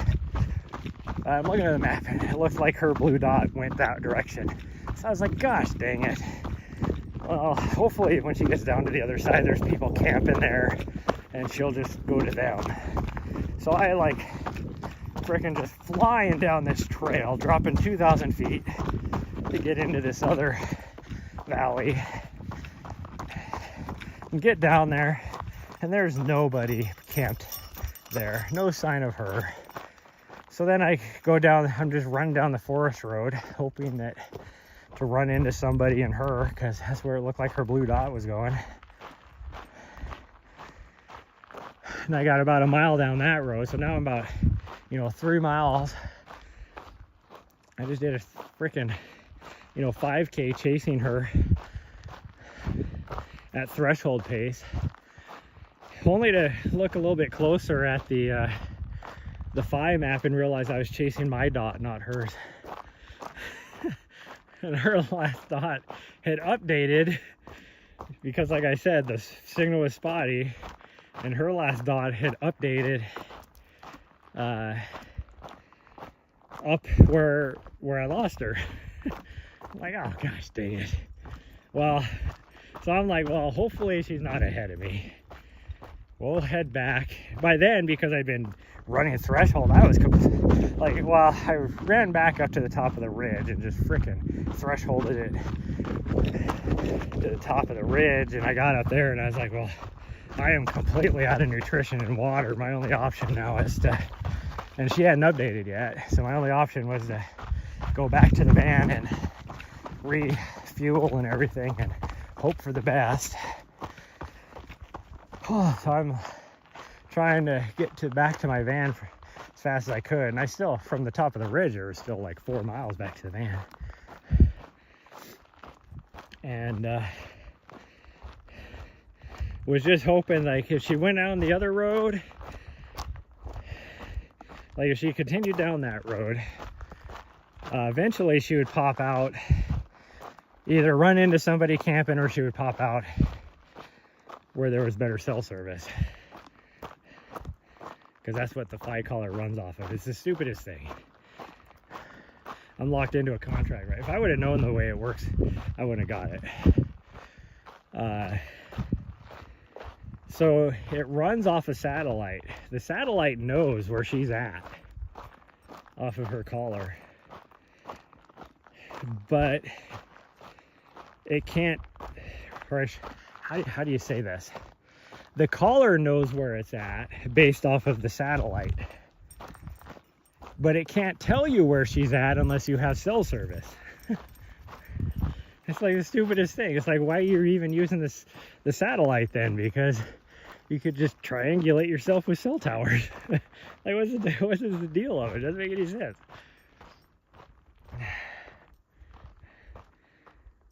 But I got within a mile back at the van, and I could hear her barking for me to let her in the van. And I'm like, oh geez. And there's a lot of people camped out in that area. There's zero cell service down there.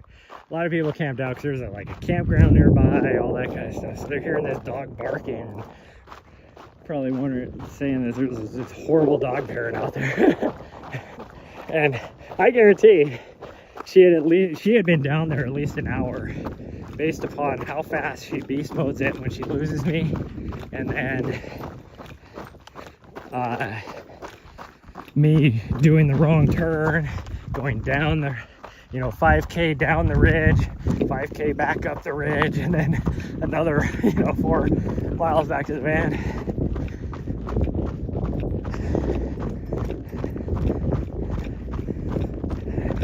She had been there easily an hour, and it's surprising nobody had gone over to be like, what the hell's going on, grabbed her or something.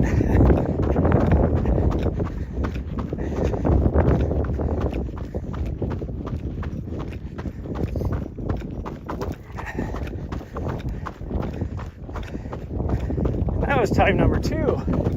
The second time, we were up on Mount Ascension, and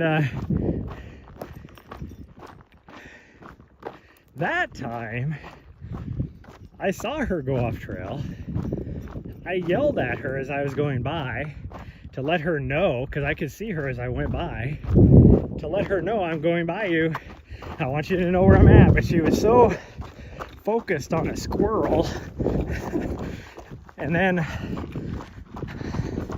I didn't go too far up the trail, and I see her all of a sudden just come back to the trail.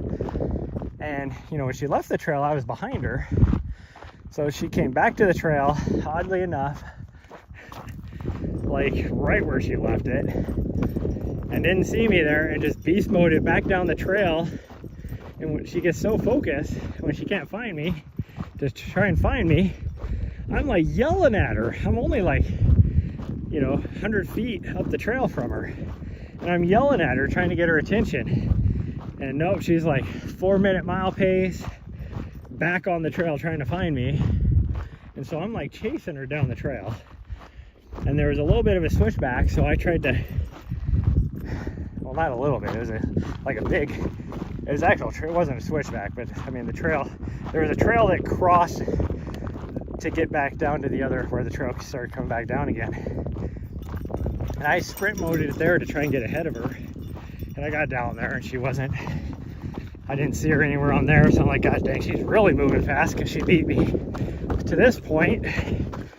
And so I ran all the way back down to the van. She wasn't there. Well, I would have had to gone back to the van anyways because I didn't have my phone on me, because we were only going to do like a little, you know, maybe a little 3 or 4 mile run. And so I had to grab my phone, and then she wasn't at the van, so I was like, brought up the Fi app, and there's lots of cell service there. So I brought up the Fi app, and it takes forever to update. And, you know, when you do the Find My Lost Dog or whatever, it takes like 10 minutes. And finally pinged, not this road, we went the next one. And then she was like almost up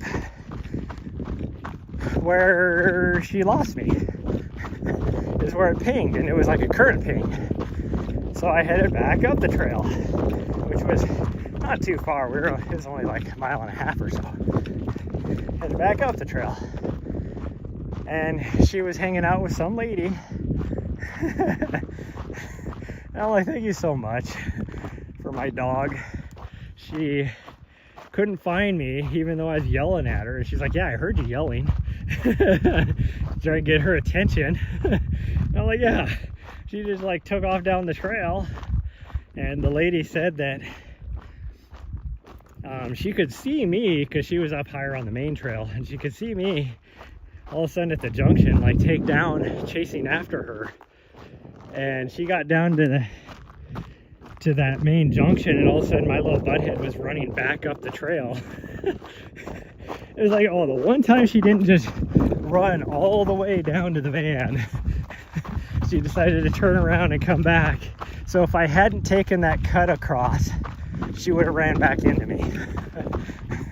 It's like, here I take a cut across to try and get in front of her, and she decided to turn around and come back. Little butthead.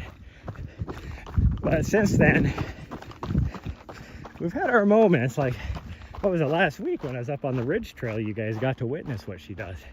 She came back to the trail and started beast moding, and I think I had signal that day, and I was like yelling at her, and finally after, like, she stopped, because we were, what, 4 miles back in there, and she finally stopped because she heard me behind her. But she was like full sprint beast mode down the trail looking for me, but it was so wide open there, like hardly any trees, that I could see her the whole time what she was doing.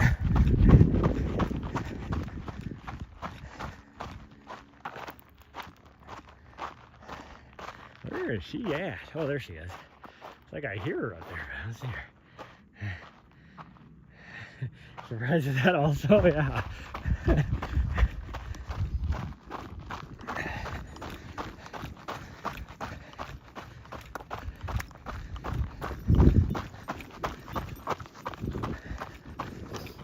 I need to at some point this spring, because we're going to be doing a lot of backcountry stuff. I need to just get her a sat collar, like a Garmin sat collar, because we will be back in some pretty rugged backcountry at times.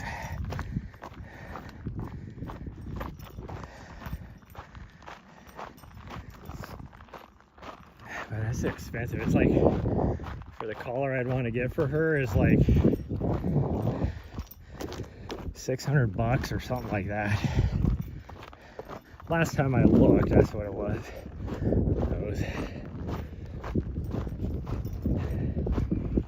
One that has like a range on it as well. That's the main thing. So I want to try and train her, so if she starts getting a little too far away, you know, know, you can beep it or something.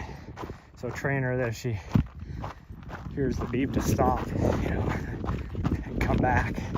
Because a lot of times she knows where I'm at. I'll yell at her to come back. And she's like, whatever, Dad. You worry about yourself.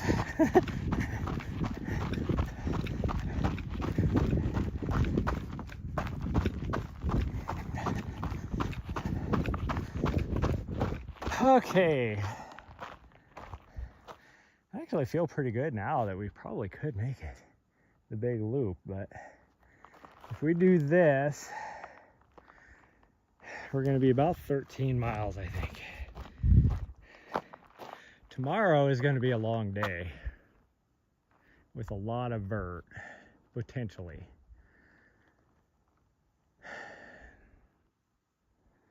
If we go this way, we're looking at another 5 miles.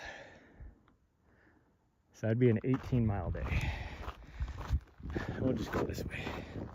I feel way better now than I did at the beginning of the run, which is surprising because it's so freaking hot out. But we'll go this way. Although I might take and have a little applesauce. Fuel of champions. I like these because I can share them with her. That's the main reason.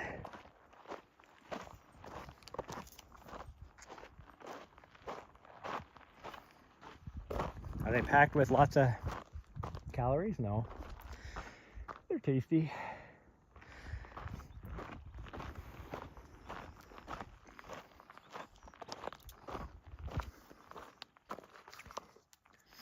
Nari, come here.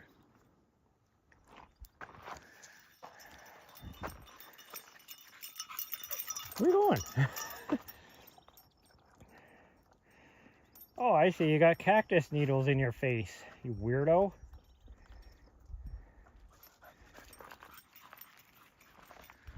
That was funny. She's like gonna just run by me and I'm holding out the thing at her, and then as she was going by, all of a sudden she was like, oh, snacks, and she had to put on the brakes and whip around like and she has a freaking cactus needle on her face that she will not want me to pull out, and I am not going to grab it because it looks like one of these little things from the cane cholla, so it has like it's a group of needles, so if I try and pull it, I'm going to stab my own fingers too trying to pull it out. So she will either get it out herself or she will wait until we get back to the van, because I do not have my leather glove with me to pull that out.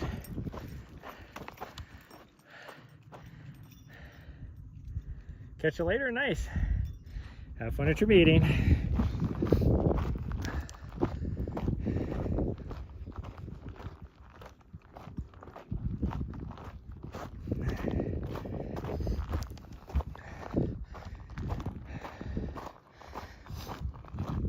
I need to do a test pack of my mandatory gear with my new vest and see how it goes, because I think what I'm gonna have to do is put a drop bag at Crown. Well, I'm gonna have to put a drop bag at Crown King anyways, but I think there's different gear required after Crown King, and to get to Crown King you're required to have, it's either 4 liters or 5 liters, I'm not sure, of water.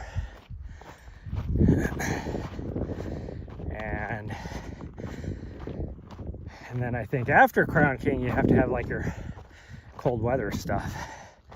So have my drop bag at Crown King with all the cold weather stuff, and take out all my extra stuff after that, because I think, like, I don't think there's actually a requirement of how much fluids you have to carry after that. It's up to each person. But I still plan on having about 2 liters on me at all times.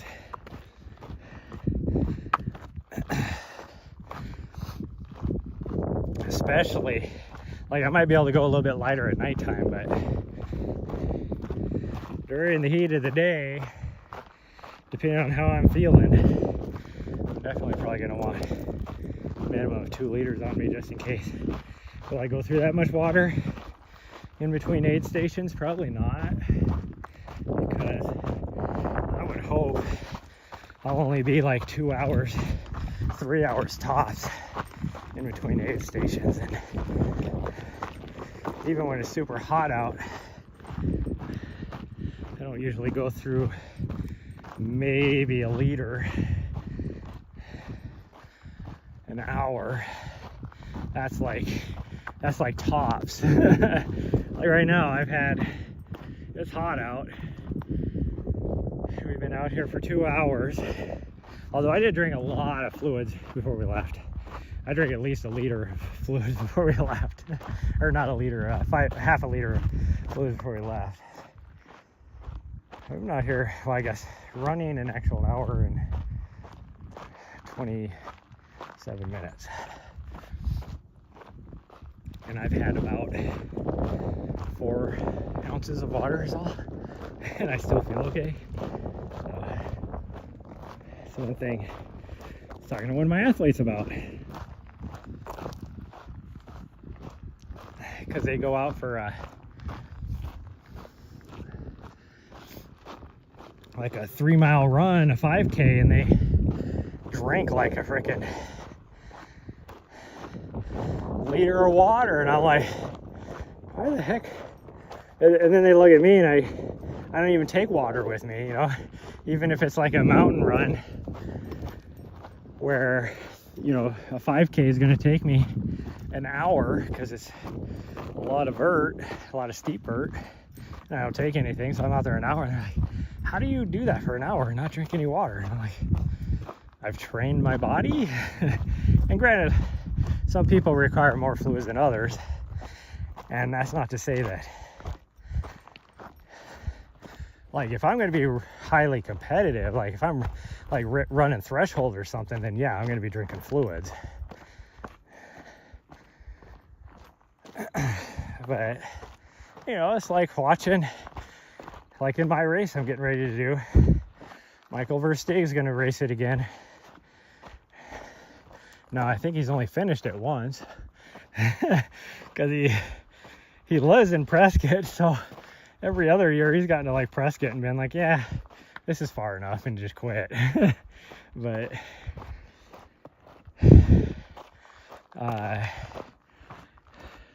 like that dude, he freaking, like, he'll do the required water because it's mandatory in the first 50K, but he doesn't hardly drink any of it. And then after that, most of the time he just has one handheld, if even that. He doesn't usually have hardly any sort of running vest. He's just out there. I mean, some of the sections is required gear, so he'll have a running vest with the required gear in it because you have to. Mandatory. But like when it's not, he just, like, he's lucky, like a handheld, no shirt, just out there running on the course in the lead or second place. You know, depending, usually in the lead. Like, no big deal. But he also trains out here on these trails. So. Okay, whatever was the last vehicle that drove up this was a truck. This is not even like OHV tires because of the width of it. I can tell it's an actual vehicle. It's gonna be crazy coming up here in a truck. It's probably, well, it could be a Jeep or something. If it's a tricked out Jeep, you could do it easy.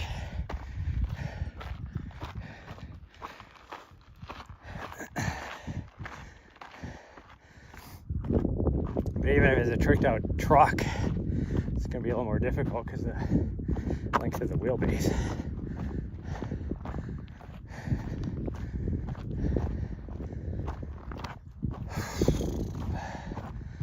Okay, well, we're only gonna get about 2,000 feet of vert on this run. Now you're starting to feel the heat again, huh? Well, in about 2.5 miles, we'll probably be back at that pond again.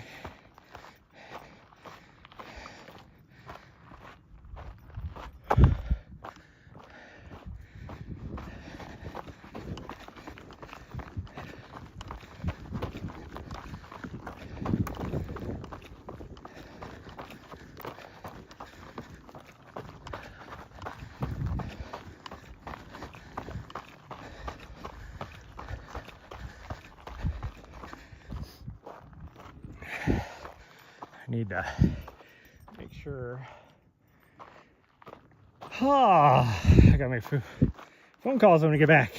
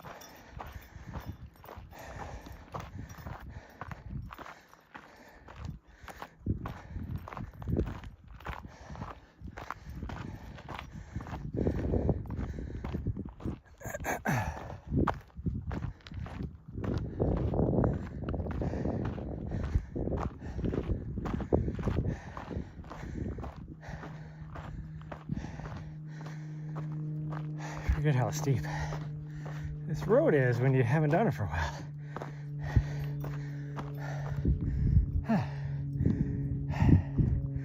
Whew.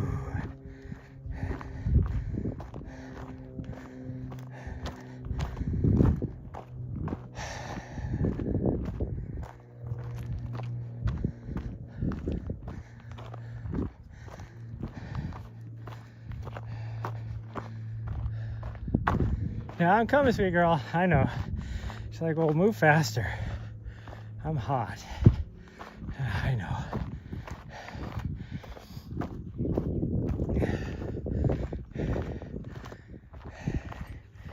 I know.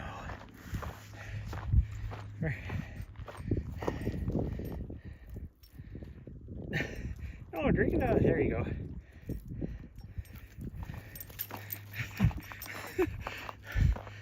You should feel cool now, you weirdo. Oh, now you want me to spray you again? Huh? Did that feel good? First she was like, you motherfucker. Spraying me with water. Yeah. I was trying to cool you off. Well, if you want a drink, take a drink. You don't want a drink. Here, have a drink.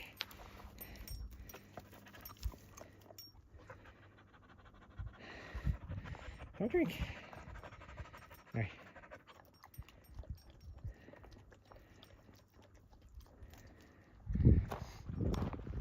There you go.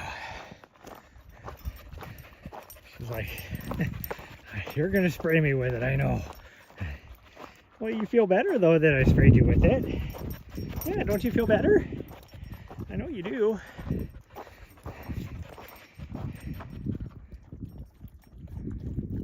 want more water to drink? Okay. Oh, you're wagging your tail, you weirdo. Started to run off and I sprayed her again with it. She was like, stop spraying me. But then she's wagging her tail as she goes by. Little weirdo. I can never get this water bottle back in. I need to make it to where mine is on that side and not hers.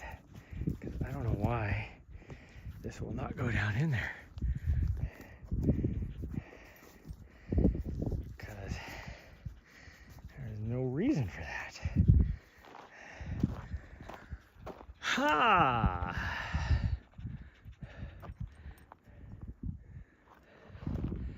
Big old eagle or something over there.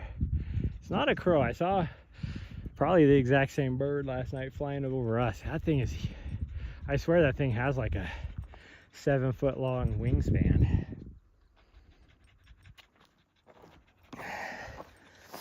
And so I don't know, I don't know if they have like California condors here maybe, or a different type of condor. I don't know that there is a different type of condor in the US, is there? I don't know. I actually don't know. You okay? Yeah. Well, you got the needle out of your mouth, so that was good. That was good. Oh, you're wet. You feel good, huh?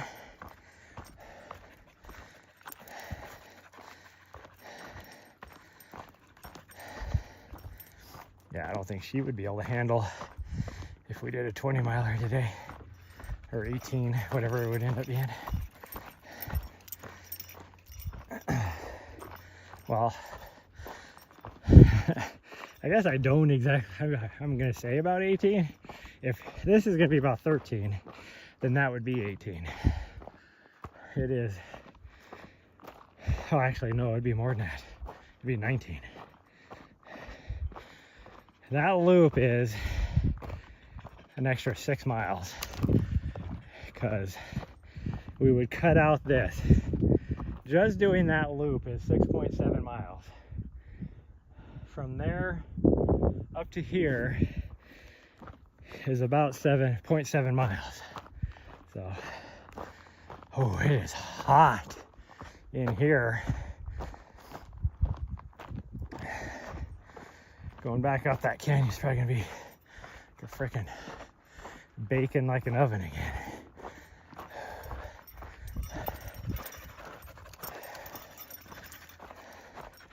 Yeah, I'm sorry, sweet girl. I will keep cooling you off though when you need it. Hopefully we don't have to find somewhere for her to take a break. Oh, because problem is she, a few miles ago, was chasing things after she took a little swim.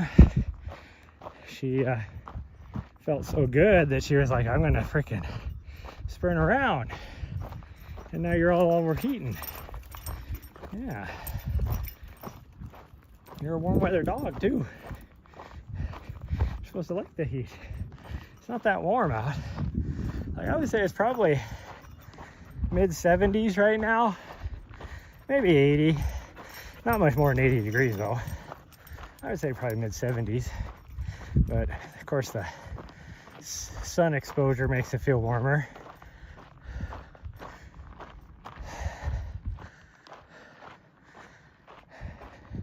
Well, like I said, in here it kind of feels like an oven, so it could definitely be in the 80s, mid 80s even.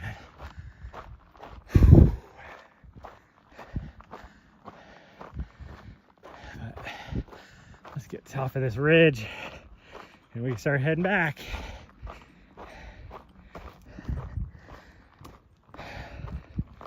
We'll be right at 7 miles for the most part. Maybe a little over. But it's going to be a little bit longer going back. I think. So actually we might be at 14. Is it longer? It is. Maybe we will be closer to 14.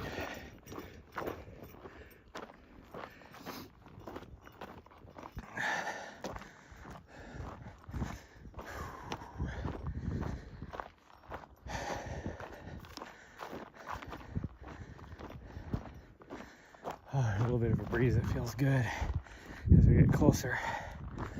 That feels nice. Hopefully that cools her off a bit too. She is definitely going to deserve one of her frozen treats after this. I gave her one last night too, and she seemed indifferent about it. She finally did have the whole thing, but she like had part of it and then just left it. And I was like, oh, well, if you don't want it, I'm gonna put it back away. Put it back in the freezer. And 30 seconds later, she was like, hey, where'd my treat go? So I took it back out again, and then she had the rest of it, but it was like, do you want it or not?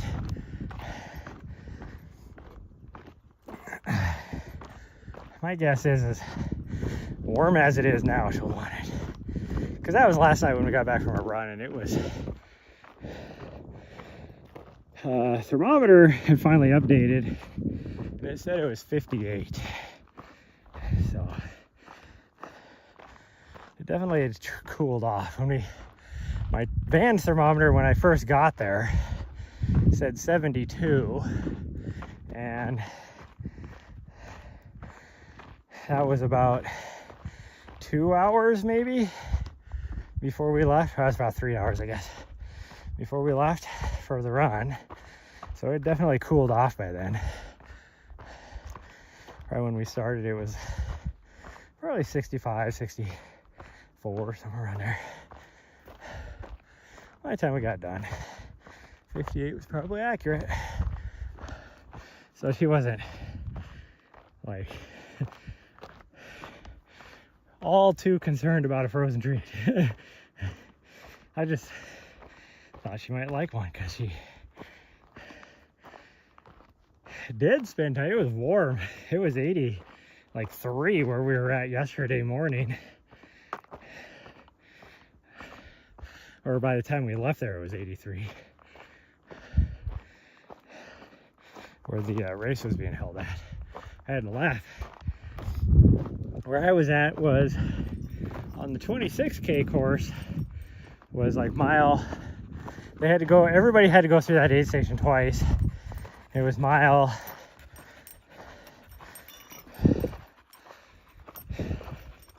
I think 13.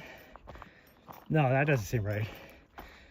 Mile 10. It would have been about mile 10 going out, mile 13 or so, or closer to 14 really, on the way back.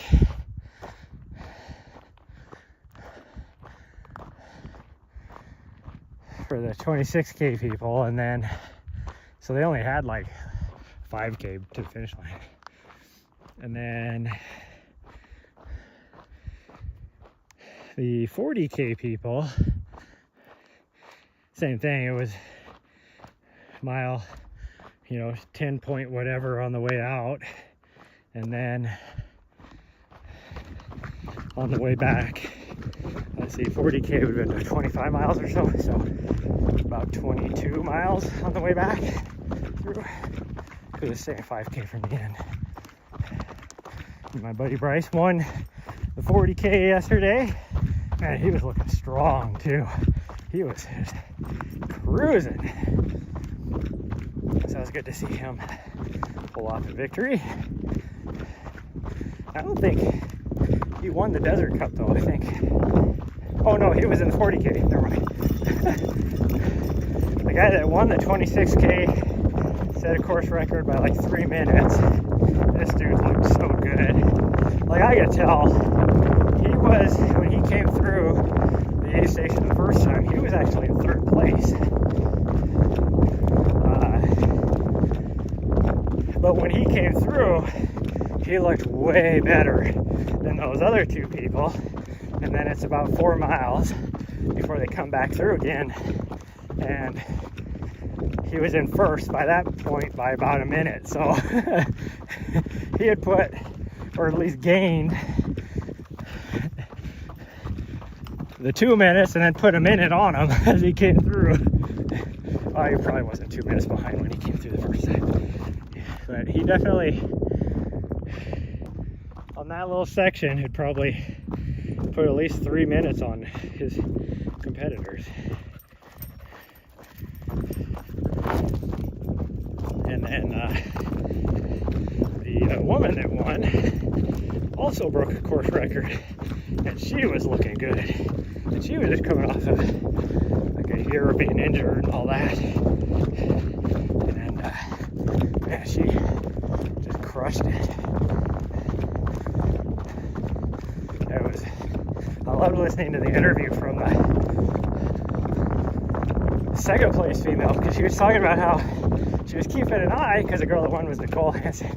She was like, I was keeping an eye on her, and I could see her on the uphills, and I would just be trying to catch her, and then I would get to the top and look down the other side, and she was gone, because she would just freaking fly all those downhills. And then the girl that won, or that was in third, she's gonna be a force to reckon with. I think she was a college cross country. And this was her, first step into doing trail running or whatever. And so she was like, yeah, it is completely different than road running. She's like, I learned I need to work on my uphill running, get my legs stronger. And she like called it flat out, like, I want to be a pro sponsored runner. So she's like, I'm gonna work for it.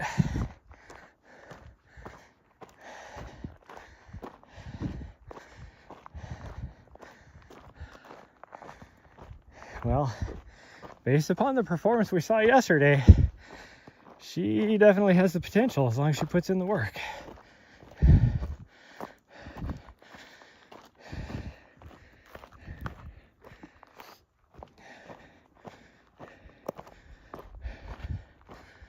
Oh man.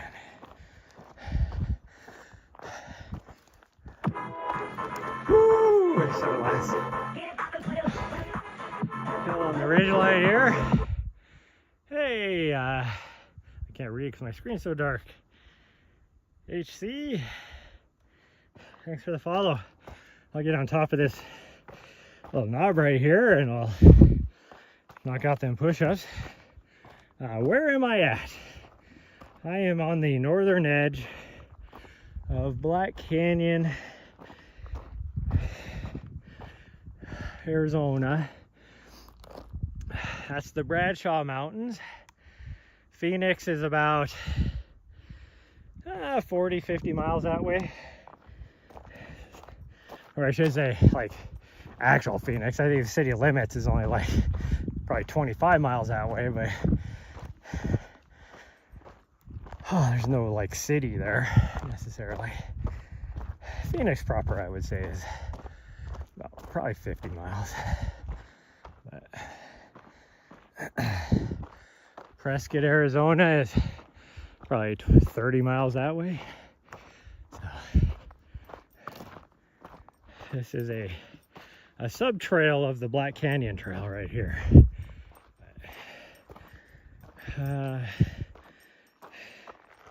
gonna find a flatter spot, maybe right here, I guess. It's a little sideways, side hilly, but 35 in Chicago, yeah, I would say right now it's probably about 80. There is a slight breeze, which makes it feel a little bit better, but that sun is unrelenting out here.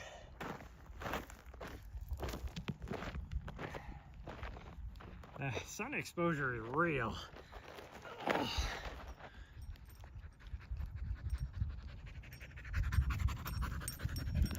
Hey.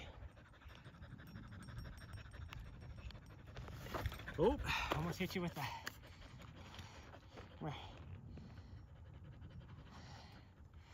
Almost hit you with my poles there, sweet girl.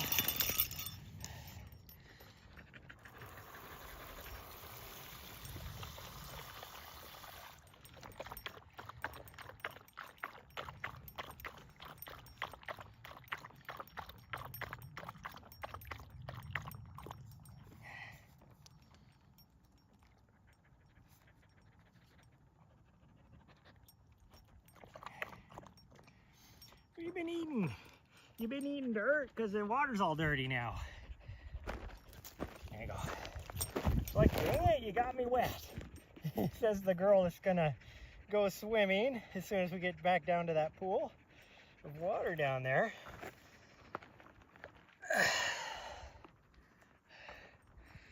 Whew. Okay. Well, we got about, I don't know, maybe a mile and a half back down to this little pool of water that she'll definitely go swimming in because she is warm. I'm actually not doing too bad, surprisingly.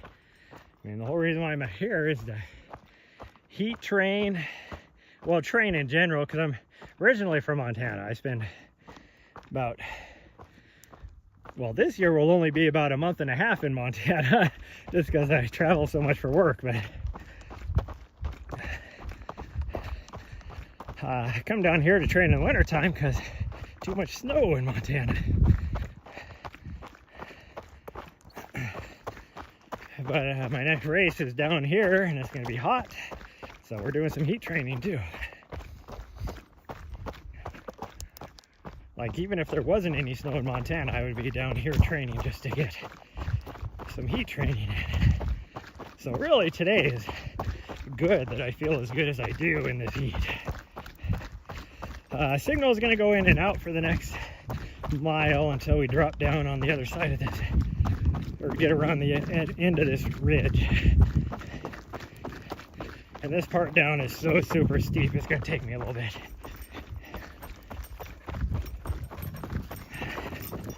Woo.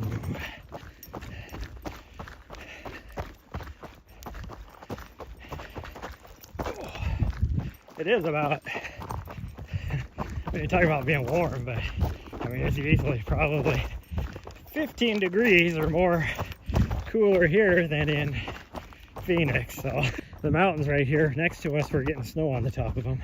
It was snowing.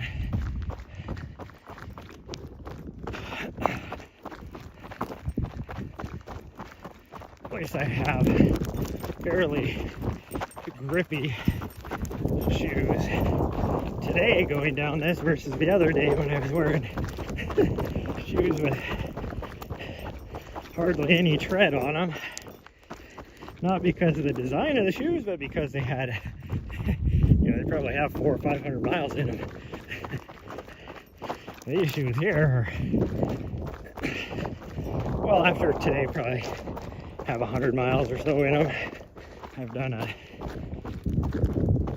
couple long runs in them, and then, you know, 10, 12 mile runs here or there in the last 2 weeks. So just trying to break them in nice for my race. These are going to be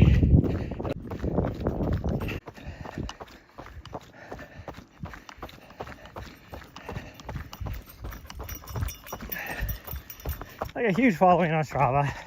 I mean, I'm not a freaking pro or whatever. I don't promote Strava like in my social medias really, you know, all the time to follow me or whatever. But I like follows.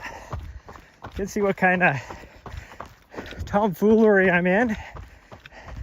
I mean, I actually put more pictures and stuff on Strava than I do on any of my social media, including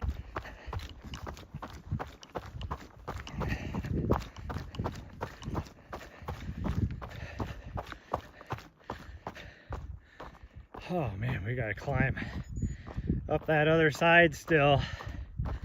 Oh geez.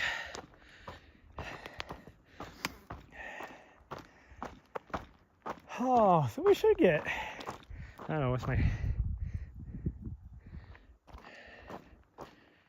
yeah, I don't know what we're gonna get. I was hoping for at least 2,000 feet on this run, but I think we might be a little short. But knowing this little butthead, she's gonna want to do something tonight too, so maybe we can get a little bit tonight. Although, if I can get everything done early enough, we're gonna be heading up to the top of the mountains over here for our run tomorrow morning, which I won't be able to live stream because there is zero signal.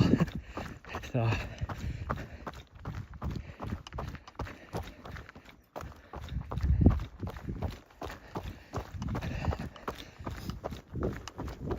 So if we do that, and me and her do something tonight, I won't be able to live stream that either.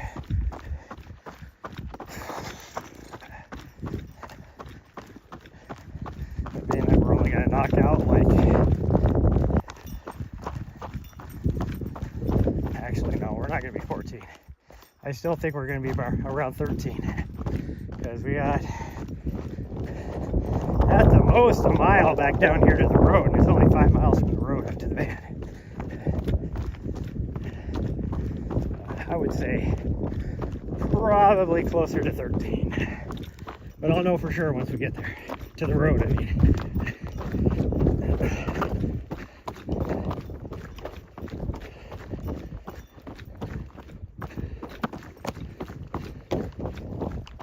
you may be asking yourself, why is a trail runner running on roads like this instead of trails?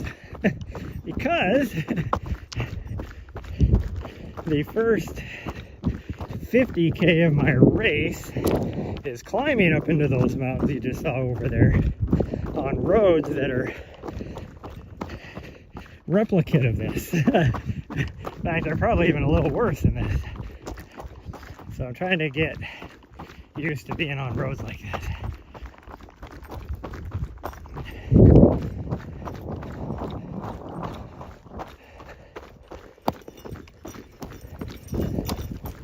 And then after that, it's mostly single track. Well, there's some forest roads that are just like a regular gravel road. They're nothing like this. Freaking Jeep trails. Once you get past Crown King, really, which is the 50K mark, or really close to 50K. I think it's closer to like 30, 35, 37 miles. So what would that be, like 55K probably? It's probably about right around where it is. But after that, the whole rest of the course is a combination of a little bit of pavement as you go through some of the cities. But for the most part, single track, off trail, but it's off trail through like grassy plains or grassy valley bottoms or whatever you want to call it. But, and then like gravel roads, like true trail like this.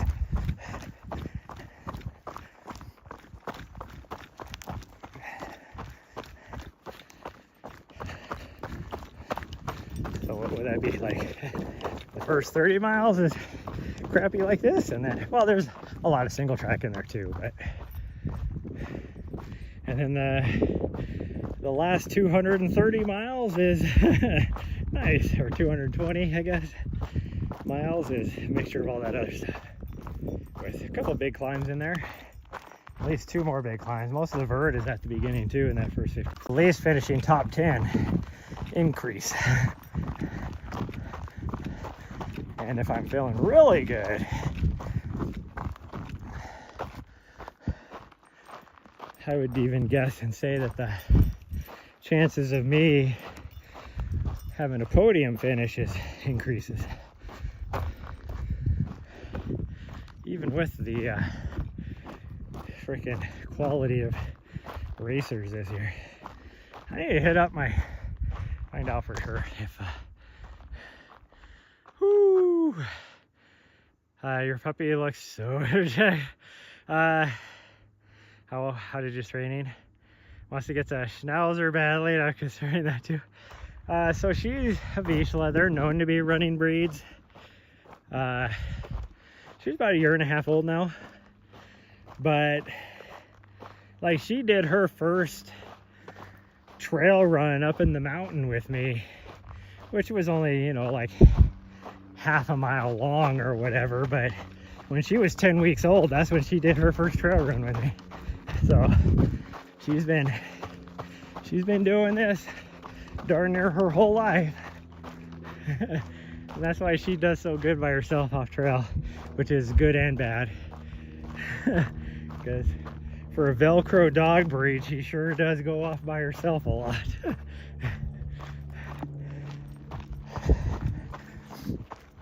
But she's up to doing, what's her distance PR now? What did we do the other day? 23 miles, I want to say, or 24 miles. somewhere around there. That's what her distance PR is so far, but she'll probably, by the end of summer, she'll be doing 30 miles with me. That's why I was saying, like, tonight we'll probably have to do something else with her, because you know, the 13-14 miles or whatever we do this morning, she'll take like a 2-hour nap and then she'll be like, okay, let's do something else. So if I don't do something with her like right around dinner time, then, which we'll usually do like a little 5K or so, she will not settle down for nighttime.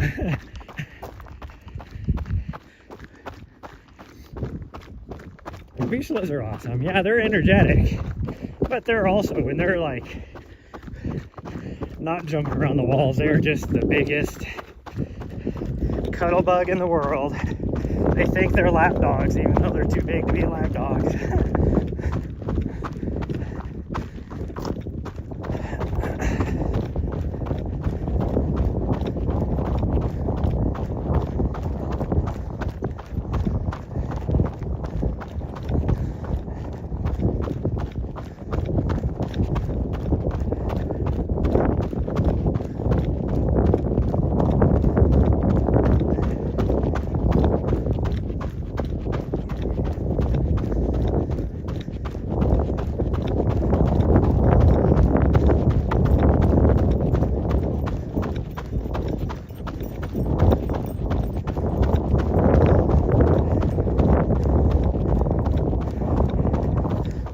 I have a bear bell on her, not because I'm ever worried about bears, which even in Montana, like, as long as you make enough noise, you don't, like, we used to joke about how people that wear bear bells when they're hiking around are just ringing a dinner bell is all they're doing. So she did not wear a bear bell for bears. She wears a bear bell so I can tell where she's at, because she just likes to run around and do things. Because anymore for her dad runs too slow. Even if I'm out here ripping like a 6-minute mile, she's like, you're too slow. I'm just gonna run around and do whatever. I mean, right now we're doing an 8:45.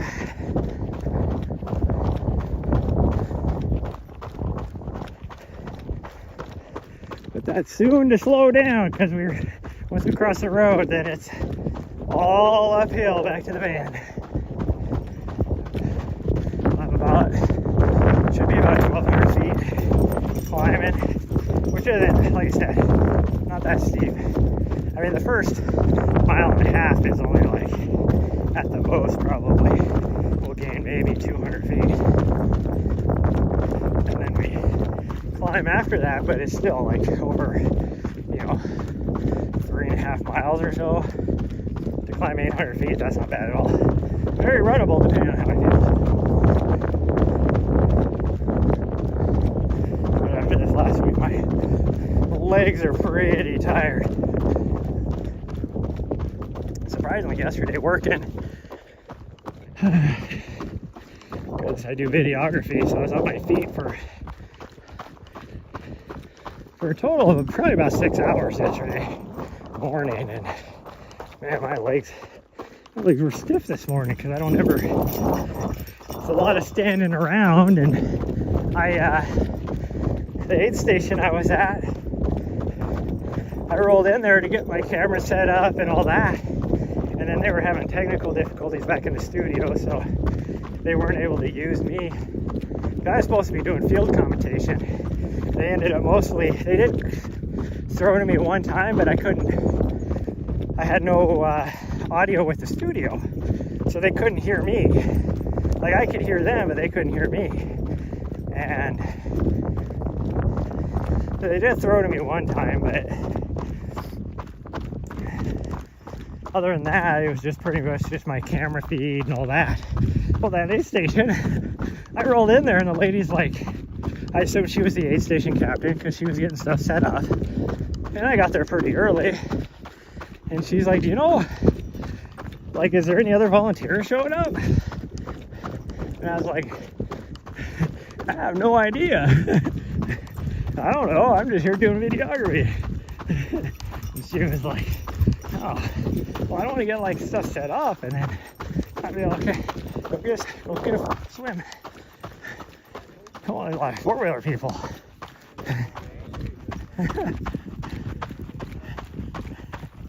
Go cool off. Hello.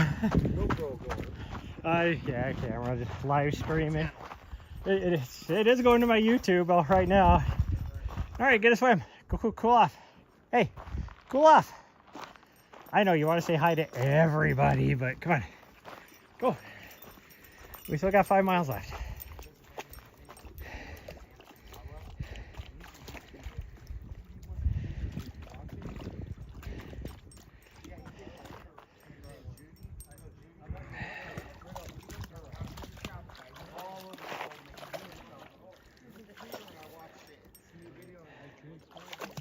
Okay, you good? Okay, let's get going. Let's get going. See you guys, have a good one. Night, come on.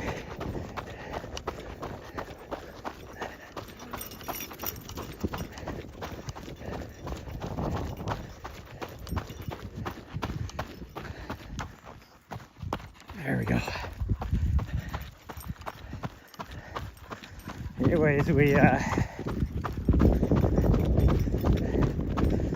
like, she was like, you know, if there's anybody else gonna show up, and I was like, no. Well, then nobody else showed up, and you know, I'm working, and then some people, like, their leaders started to come through, so I was busy with the camera, and then all of a sudden the guy with the timing shows up, trying to fix the timing mat because it wasn't pinging for whatever reason, and he got it done. And I look over and he's over there. We're starting to get an influx of people. He's over there helping at the aid station. And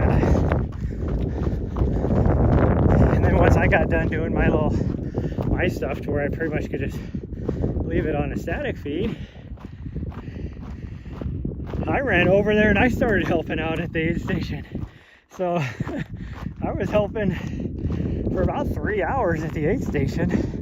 And the timing guy, I know him because I do so much with the same race organization for videography. And I was talking to him, he's like, yeah, I just assumed he went there and he was just helping out because there was nobody there. And he's like, yeah, I was only supposed to be here for 5 minutes, but when I saw there was only one person at the aid station, I was like, well, I'm going to jump in and help. I just messaged my boss and was like, I'm helping. And nobody told me to do anything, I was just helping. Well, we were talking to a lady afterwards, and like I said, I assumed she was the aid station captain. She was like, she was like thanking us for the help and everything, and she's like, yeah, like when you first got here, I was hesitant to start setting up. I just started setting up. And she was like, because I figured the aid station captain would show up and yell at me like, no, that's not the way we do it. We want to do it this way or whatever. And, and I was like, oh, I thought you were the aid station captain. So she was just a regular volunteer and just freaking crushed the aid station. But she's also done a lot of like aid station support. So she knew what she was doing. Like even the checklist for the setup and everything that was with the aid station, all that, she was running through everything, so she knew what she was doing. She's obviously done a lot of aid station stuff. She crushed it. And I went back after we were done with the feed. The race still had a couple hours, but we only were showcasing because it was a racing series championship, so the top 10 men and females during the race. Ooh, it is hot here. It is definitely warmer here than it was up on that ridge, and I knew it would be. It'd be like an oven. Probably as we get in the canyon, it's gonna get hotter. But I went over to the RD afterwards when I got back to the start finish line to help with the tear down of the studio and everything, and I was like, dude, I don't know what you can do, but your aid station volunteer you had that just crushed it out there. Like, she was by herself, no aid station captain or anything, no other volunteers, and just freaking crushed it. And he was like, what? I'm like, yeah. I go, remember now, whatever his name was. I knew what his name was at the time because I asked some people.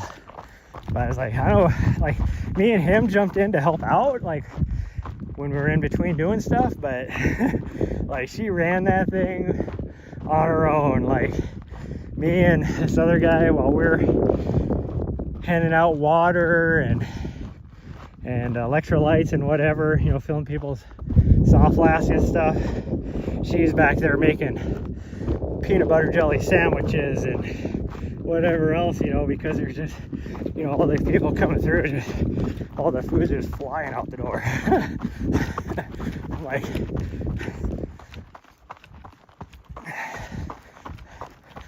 she totally rocked it. Like I said, she's done volunteered and helped out quite a bit with aid stations, so she knew what she was doing, but she was not supposed to be the one in charge, that's for sure. Oh, okay, so on the way down we had 0 issues in this area. Now we're gonna have issues. My cell tower's right there, plain as day, 1.5 miles away from us.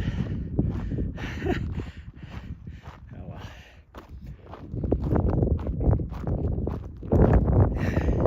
I'm gonna have to get my other water bottle out. Even not doing the long run, I'm gonna be close out of water.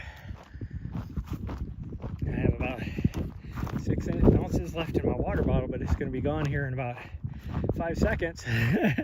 Well, probably 20 seconds.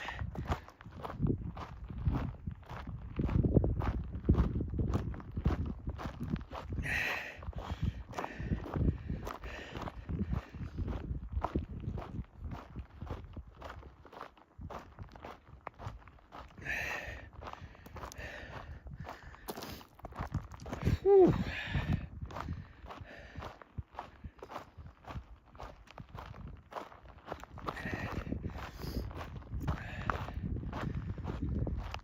Oh man, it's a good thing I'm not trying to freaking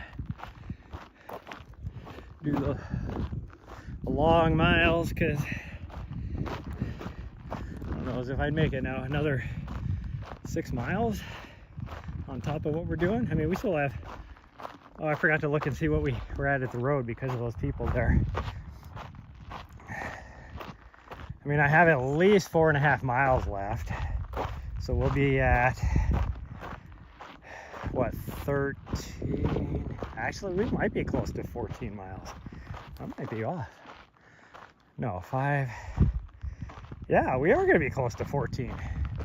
Oh yeah, I was off. I don't know where my dog's at, but at least right here she should be able to see me. No idea where she's at, but I gotta take my vest off so I can get to my other water bottle. Actually, I'll go up here over this little knob so I'm not sitting in a flat spot.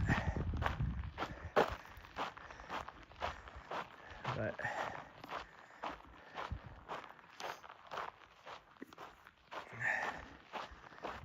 I gotta grab my water bottle out of the back.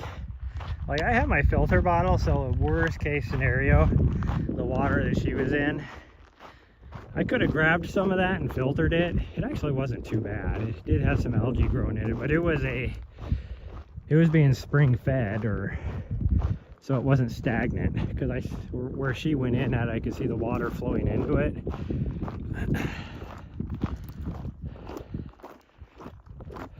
And it wasn't that dirty until after she walked through it. Then it was dirty. Oh, where my dog's at? Nari! Nari, where you at? Oh, I gotta grab my water out of my vest.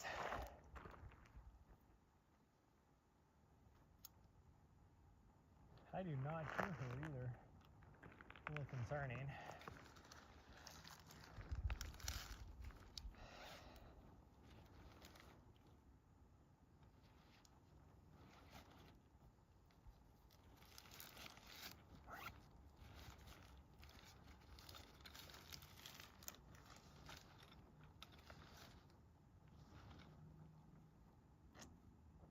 There she is.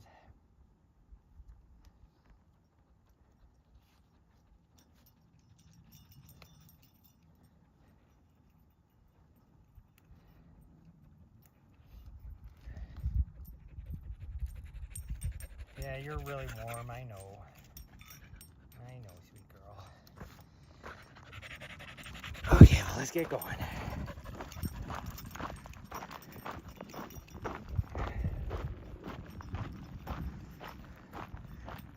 My guess is when I didn't know where she was at, she was probably in the shade of something up here waiting for me. And then I called her and she was like, oh man, I have to go back. Yeah, she was probably up on some tree up here underneath it in the shade. There she is. Yeah, that's probably the tree she was standing in up there, because she just went straight to it again. She is smart about that. She's always been good about that. She finds shade to stand in.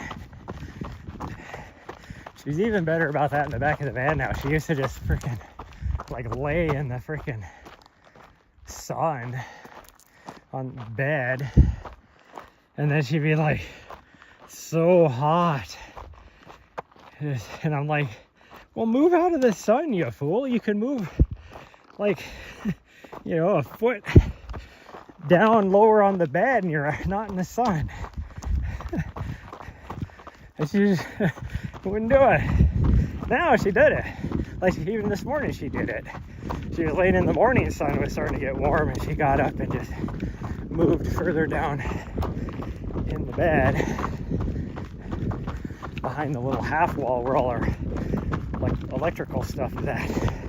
Right there.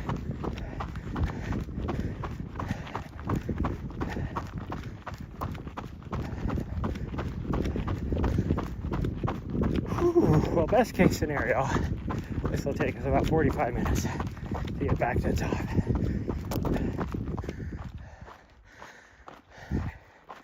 Ooh, there's a little lizard. I had a little lizard, but most likely this is going to take us an hour just because I'm hot and a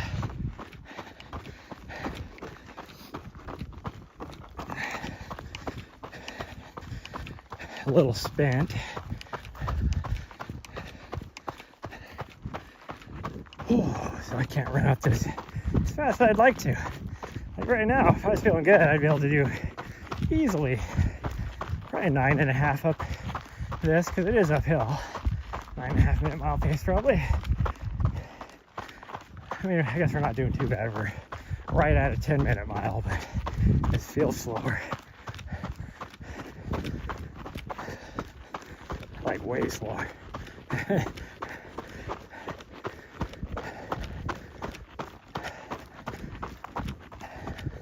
But here, pretty quick, it's gonna get steeper.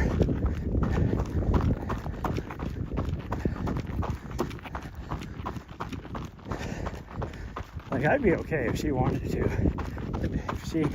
If I knew she would, I'd tell her just to go back to the van, lay in the shade outside the van, and I'll get there eventually.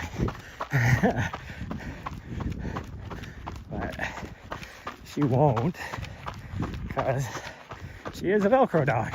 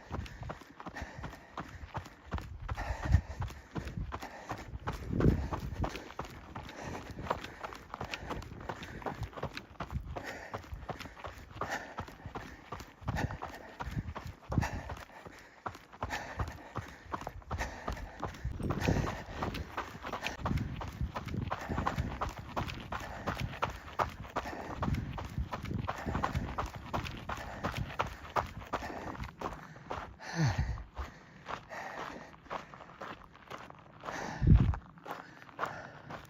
I'm hot. Oh, my dog's doing way over on the other edge. Get your ass back over here. And slow your ass down. You're already warm enough.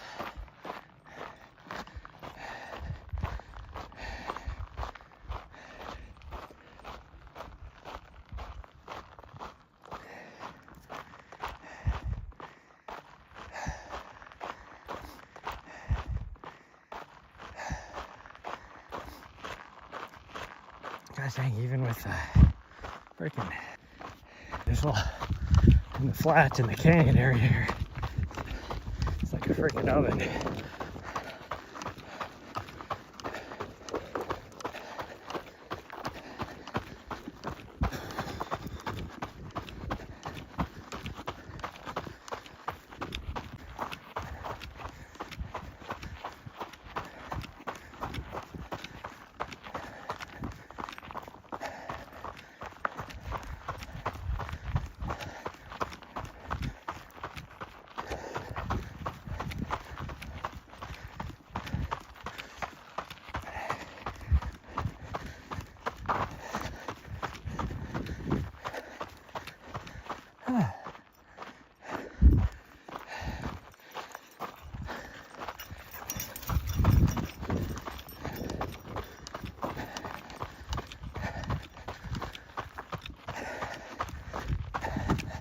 I get up over on the other side of this ridge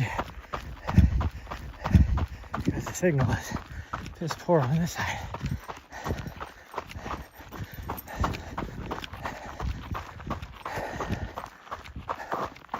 Gosh dang, it's a long ways.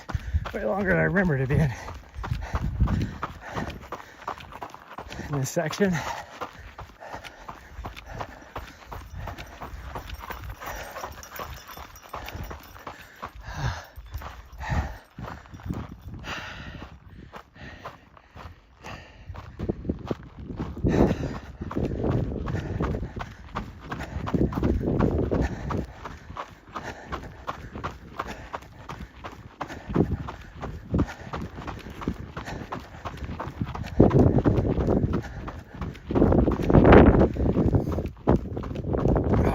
Breeze that I can feel, although it's at my back, it still feels way better than no breeze.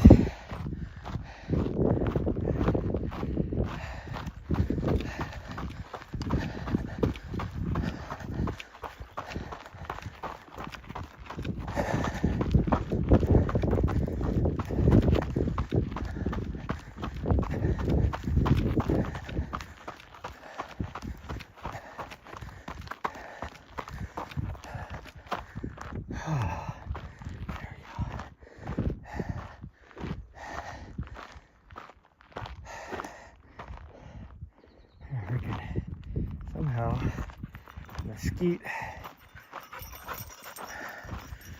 branch, it was stuck in my shoe, like at the bottom of my shoe. I'm like, gosh dang, it's a freaking boy mesquite thorn to be able to make it through this rubber.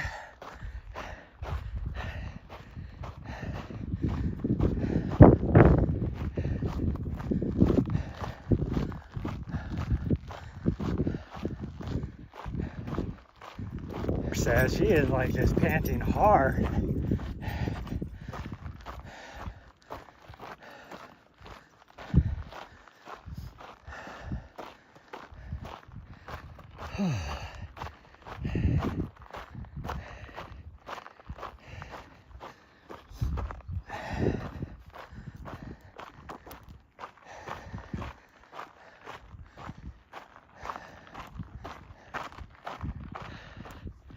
I definitely need to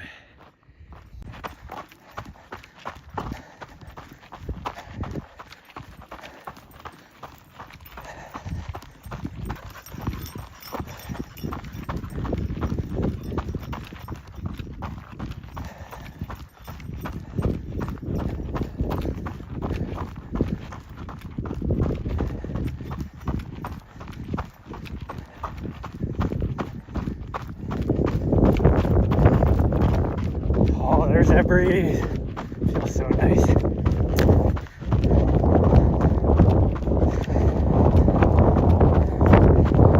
Or if I'm running into it instead of away from it right now.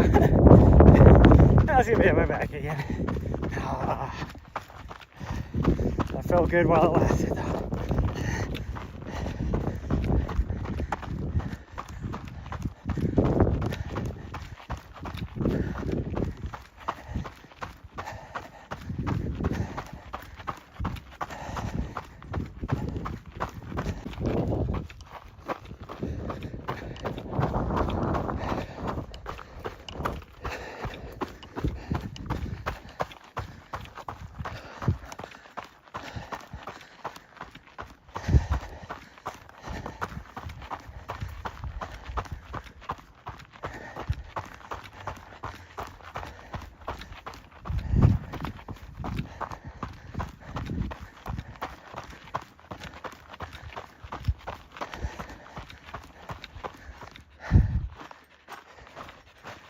Yeah, look at how hot you are. Settle down. Silly.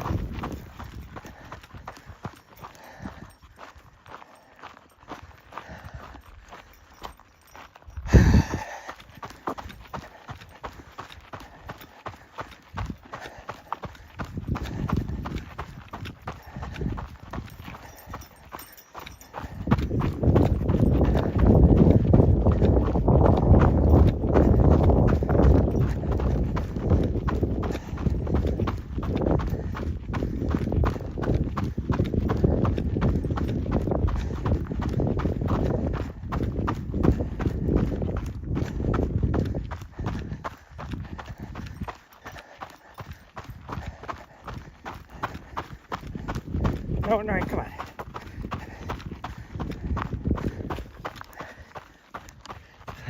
Stop trying to chase things. You're already hot enough. How about we just focus on getting back? That's a novel idea.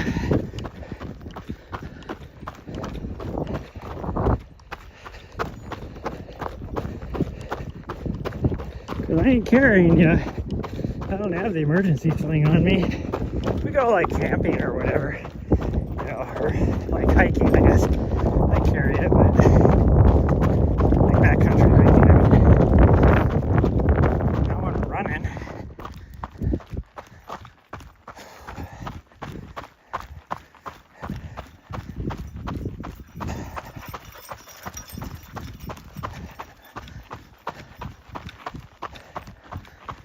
I guess it's as hot as she is right now.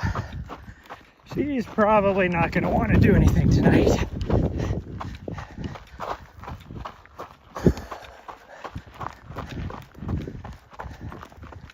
Oh man.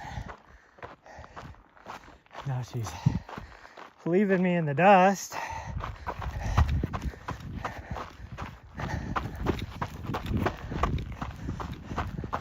And this is the steepest part of this run, is the next couple miles. So.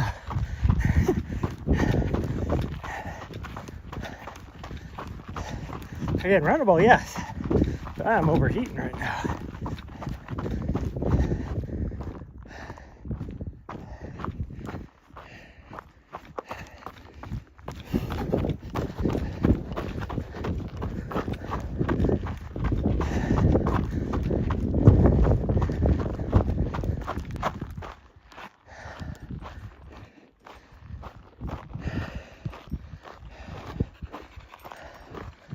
Yep, I know, so girl.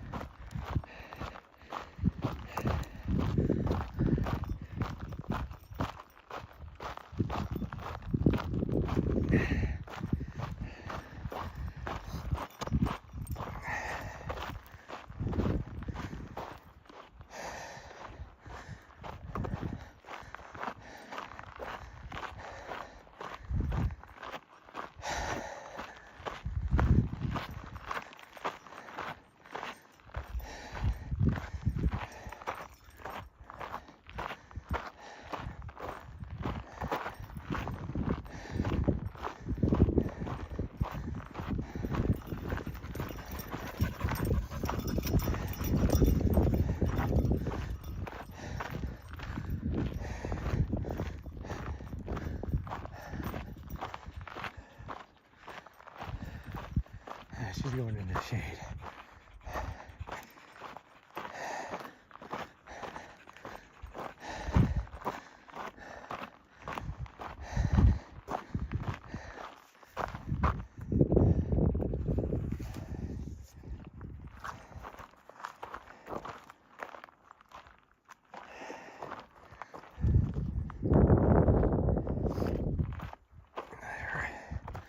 Have a few minutes. See if I can squeeze some more water on her so she cools down.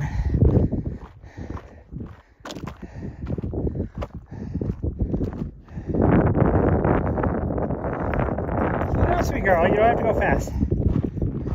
You don't have to go fast. Come here. You need.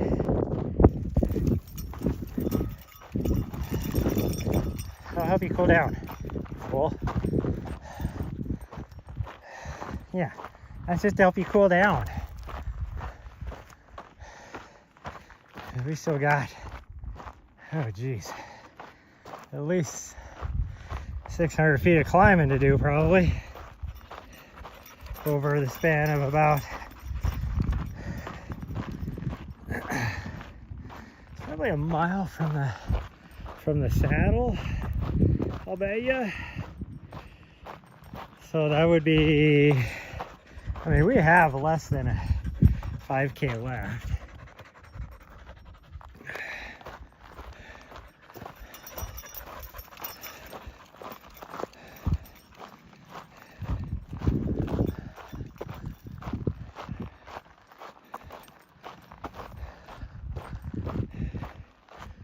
So I would say we have about a mile and a half to the top probably from here. To the saddle, I mean.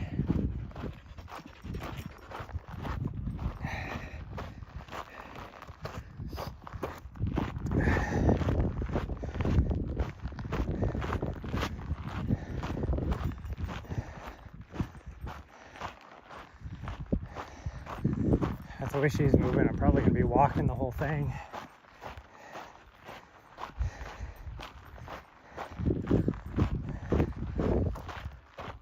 Problem is there's not really any good shade until we get up here in the canyon, or the more ravine-y part of this thing.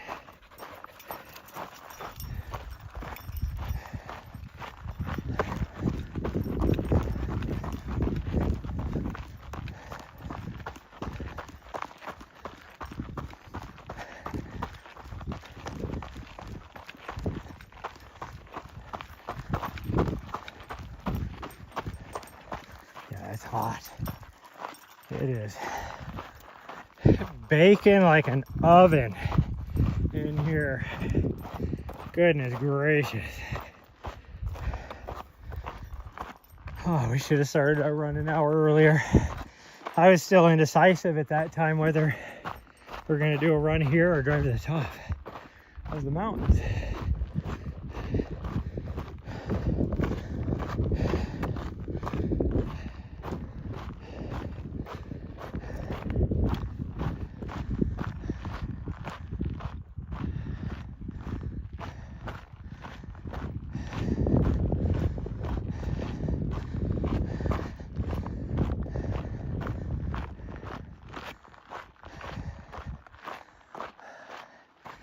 I just have to give her one of her frozen treats, not in her little popsicle thing. Just let her have it when we get back. Oh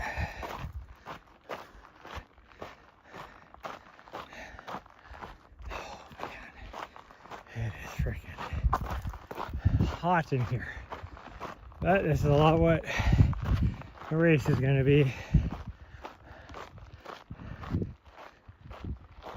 fact, it'll probably be warmer than this even for most of it. This will probably be about the temperature that the coolest portion of the race will be, which is once you get onto the top of the Mogollon Rim, which would be what, the last like 40 miles of the race probably. It'll be probably this temperature, because you're up at, you know, well, from where we're at right now, 4,000 feet higher.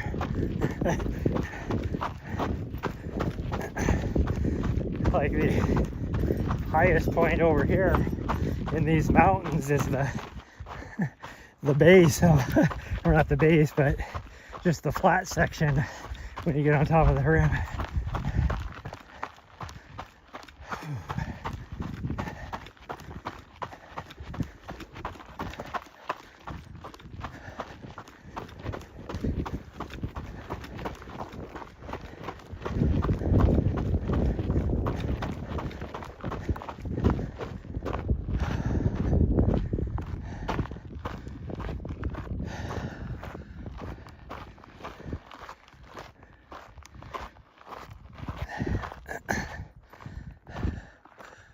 Oh man.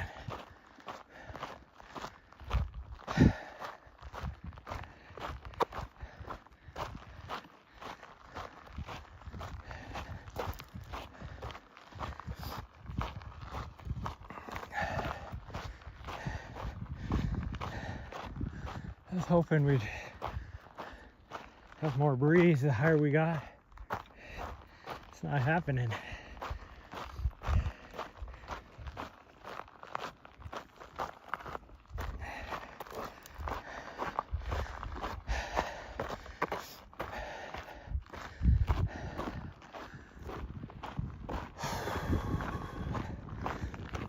One thing I think I'm going to try and do, depending on how hot it's going to be race morning, since I'm going to have to carry probably at least 3 extra water bottles, if not 4, on top of my bladder and the 2 I wear on the front.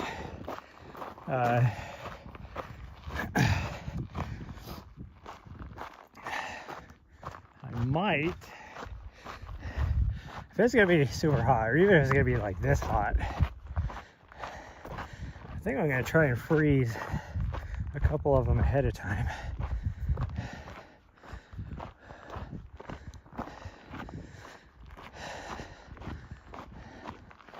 So that later in the day they're still cold.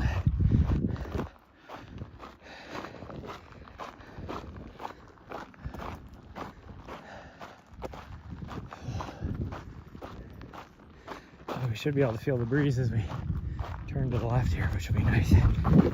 Oh, she's trying to run, go a little bit quicker, so I'll try and go a little bit quicker. Don't know as if I have it in me, but we'll try. Because she's overheating, I'm overheating. So if I'm overheating, I know she's getting hot. So we'll try and go her speed. Her tail's back up again, though. So that means she's not hurting too bad. I think it's because I sprinkled that water over her, even though she didn't like it. I think that helped her.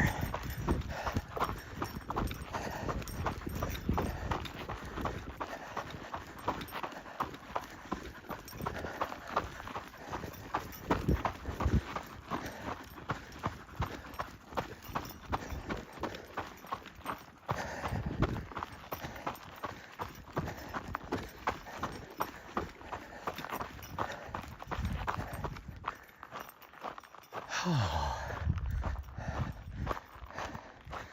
that's ridiculous.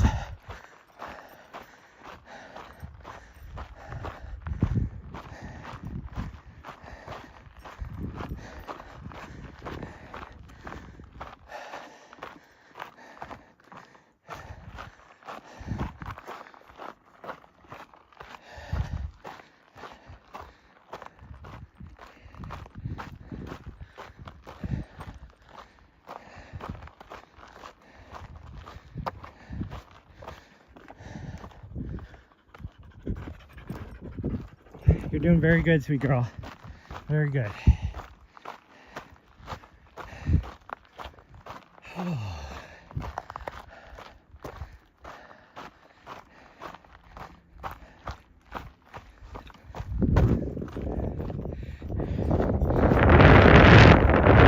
Catch up to me, don't worry. Oh, that wind feels so good. Oh, that breeze, much needed. I decided to pick up as we were turning this direction.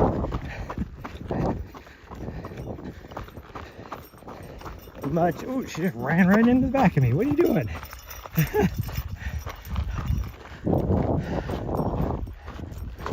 Much needed.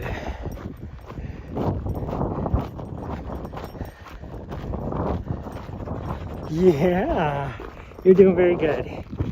She doesn't feel like too warm. Like she's not hot when I touch her, like super hot. So.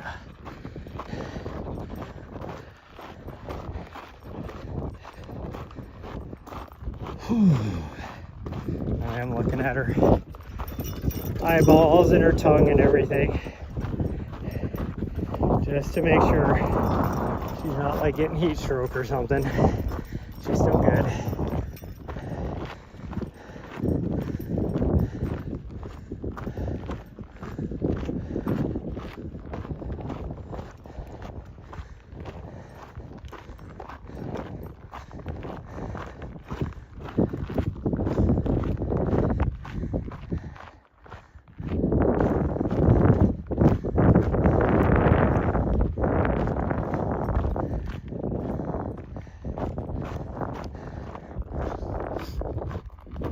I'm curious with the way the weather's been the last month or two, if the creek is running in Madera Canyon or not.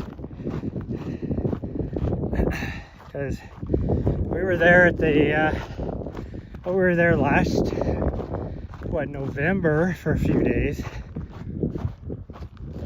And it wasn't running. And then we were there in January and it wasn't running. But there was portions of it here or there that had water feeding into it from springs, which is, I mean, it's a spring fed creek anyways, but so there was portions of it that had water, but it just wasn't flowing. And that's the first time I've ever seen that.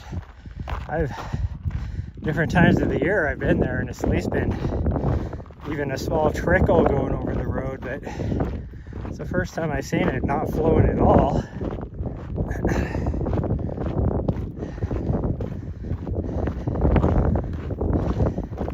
Because even when it was like super hot out, me and my other dog were there. That was our, like mid-afternoon. Every day we would walk down to the trailhead, because that's right where the creek crossing is, and we would fill up a couple gallons of water. Nice, sweet girl.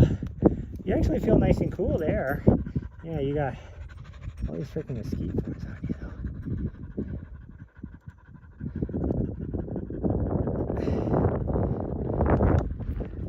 How you doing? Can I see your eyeballs? Can I see your eyeballs? I think I'm gonna try and give her some water. See if she'll take some.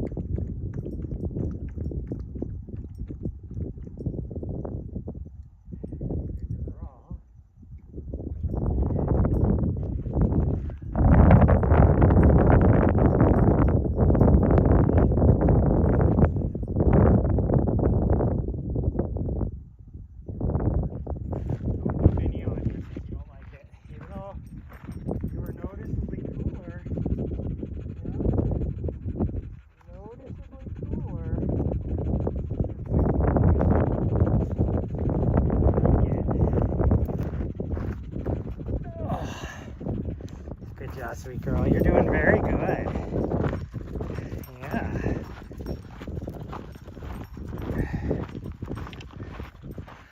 isn't even like the warmest weather she's ever ran in.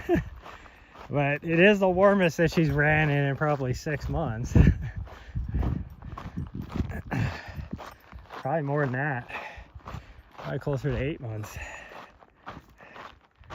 Well, that was 12, so we got theoretically less than 2 miles left. And that is probably accurate. Probably about 2 miles. I would say we got a mile, maybe a little more than that to the saddle. Once we get to the saddle, then it's like we're almost there by then. So, I mean, really, once we get into the gate, once we get into this ravine, we'll be doing a lot better. One, there should be more shade for her. Two, it's not that much higher to the saddle. Once we get to the gate, especially from the gate, we probably have maybe half a mile to the saddle. So, if even that. Ooh. There she is. Leaving me in the dust. She definitely knows where we're going.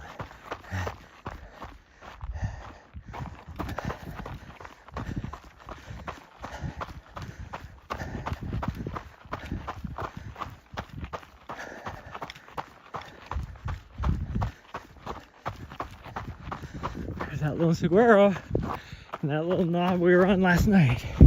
Right there. So that tells you how close we are.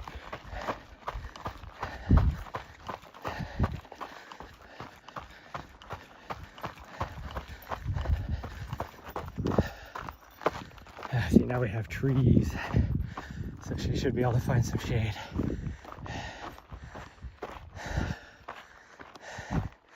While she waits for my slow ass. And then the gate is just past that up there.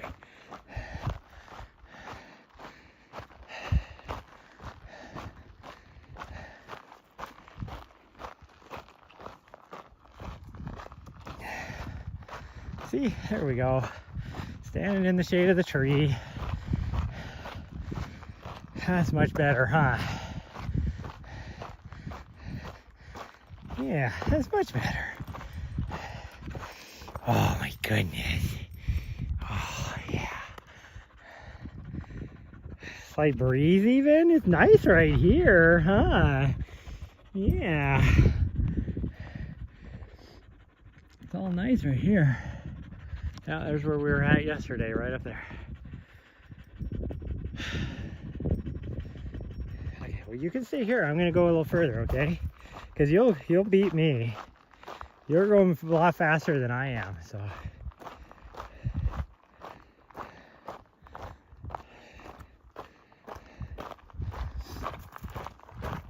Hopefully she doesn't try and run to catch up to me. She just half trots. She's dead. Oh, see, girl, you didn't. Here, she's running. You don't have to run.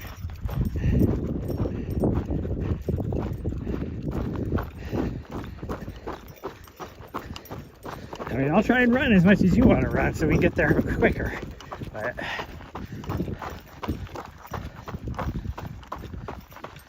as we are on the more shady side of the little ravine here, it does feel cooler over here than it did back further down in that freaking oven. It felt like, oh man.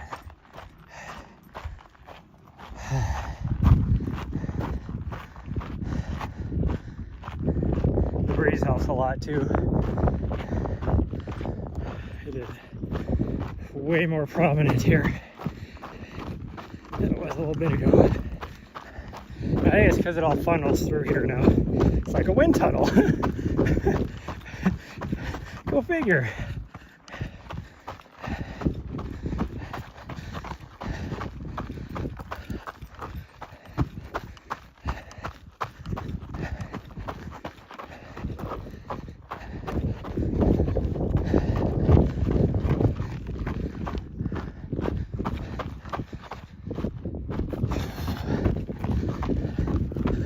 I'm just trying to keep up with her. But I think she knows how close we are getting.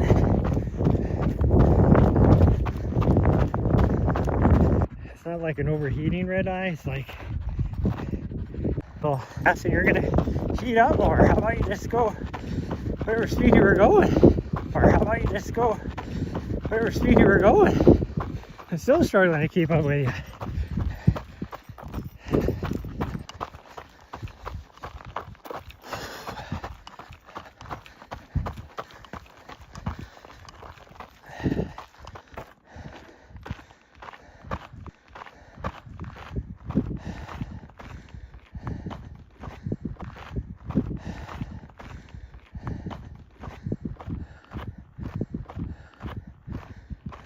Be the saddle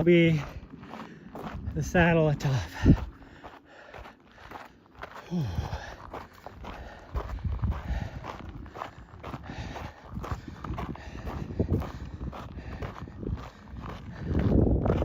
Oh, that breeze feels so good. Oh, that breeze feels so good. Let's get through the gate. It'll feel better. Whew, my butt is stinky too. I'm starting to get the sweaty ass crack chafing going on, which is not really my ass cracks. It's more of like, you know, where your thighs come. Come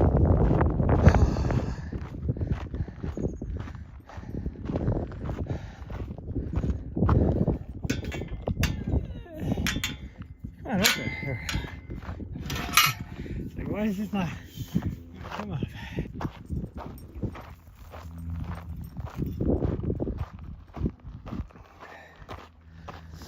Okay. Now we just need to wander down this way and then back. And then the saddle is right up over there. So, at least a half a mile. That's for sure. So she's pretty hot.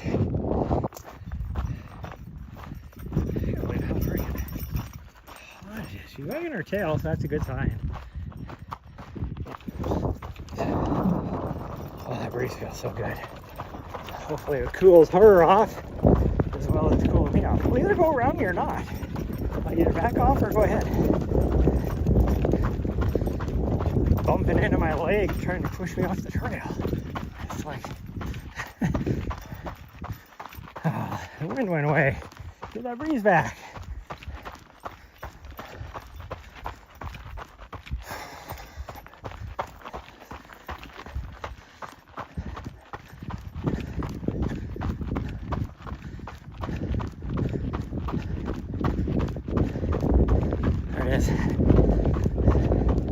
Because that breeze is a few degrees cooler than the air temperature, and then I'm so sweaty that the breeze feels so good.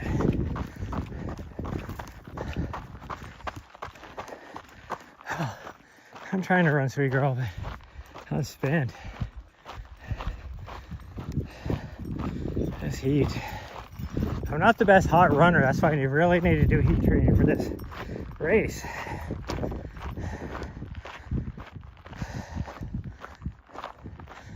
It just totally just zaps me. It doesn't help that this part is freaking probably 12-14% grade. There's the saddle right there. It is, well, I think my watch lies.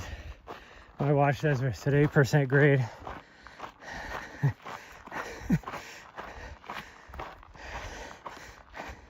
Reality, it probably is. But at this point, it feels like freaking 14.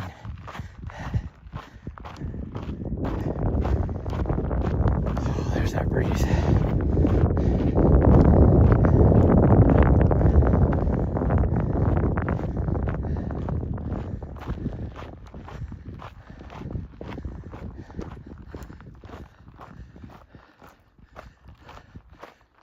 Gosh dang, she's almost all the way up top already.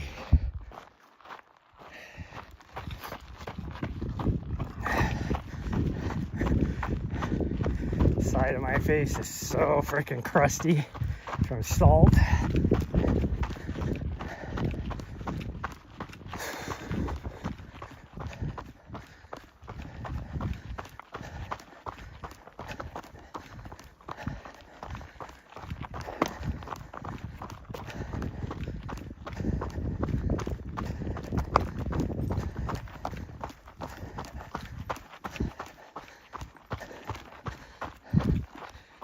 thing I'm gonna do that I started to buy is a little travel size toothpaste and a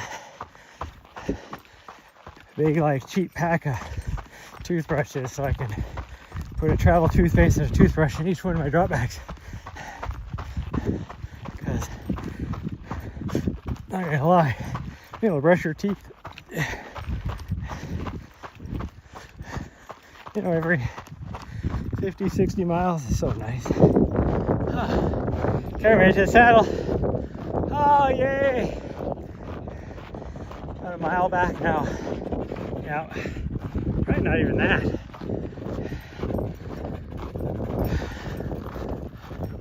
Really, probably less than that. But for all intents and purposes, we're on top of the plateau now. It's just kind of rolly. I mean, we still have one climb that's probably about 100 feet, but other than that, it's not too bad out.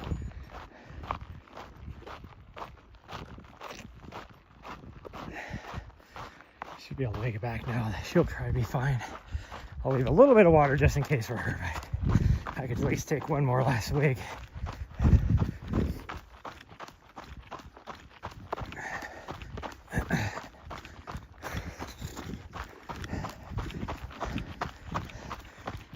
Good job, sweet girl.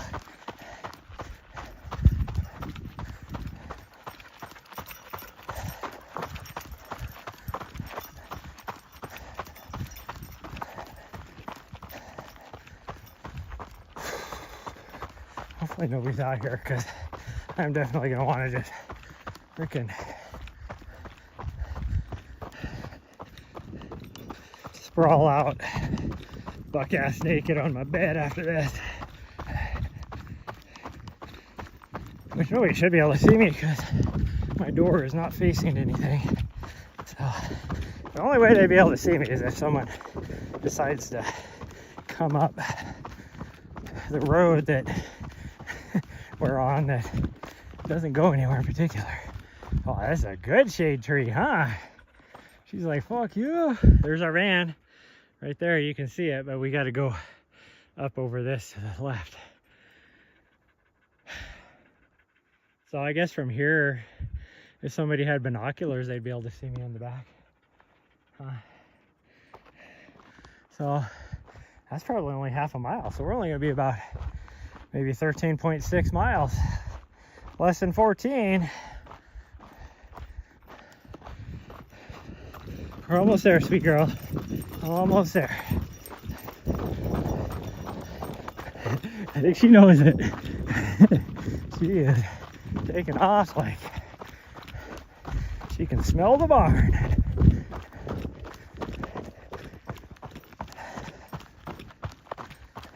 It's too bad I don't have like a little kiddie pool or something I could put water in for her. A little inflatable kiddie pool.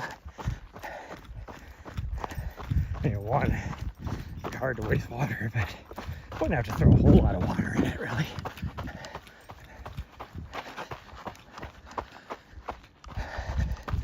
Oh, this is a steep climb too, so I'm not going to be able to run it.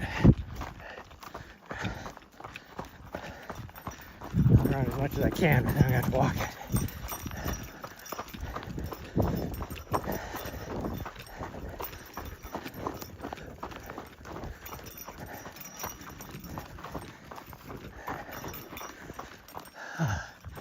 There's a limit for me.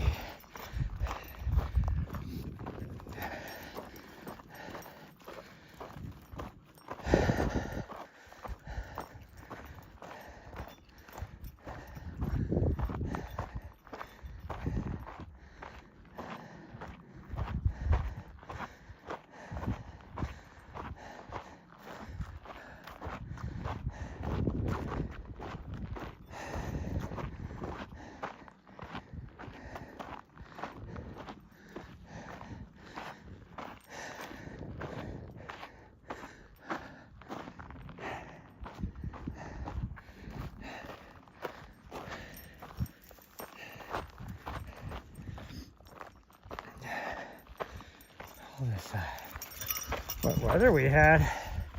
All the grass is starting to pop up and grow around here. Surprised the cattle haven't migrated over this direction. Gosh dang it. Freaking, that's the same one that got me last night. Freaking mesquite branch hanging out in the middle of the road. Catches my knuckle every time. Oh, there's a good view of the Bradshaw. That's where I'm going to be at tomorrow morning. Up on the top.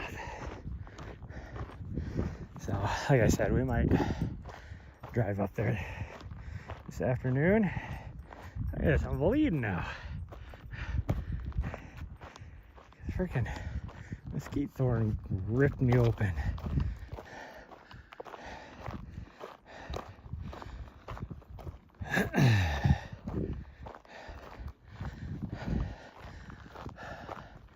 Well, she knows we're close now, so she's wandering around because she's like, I know we're just right over there.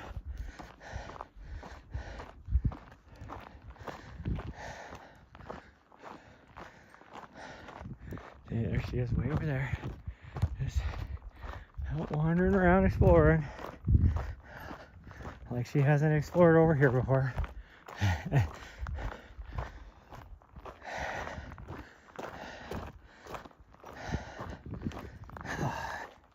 It's a long ass run for only being 13 and a half miles.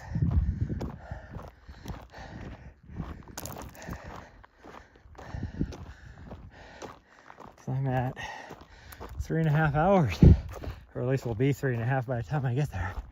That's for sure.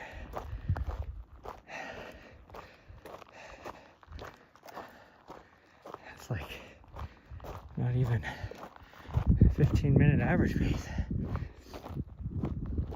Although that climb we did up the other ridge was slow. And like I said, this, I definitely didn't break any speed records coming up this one.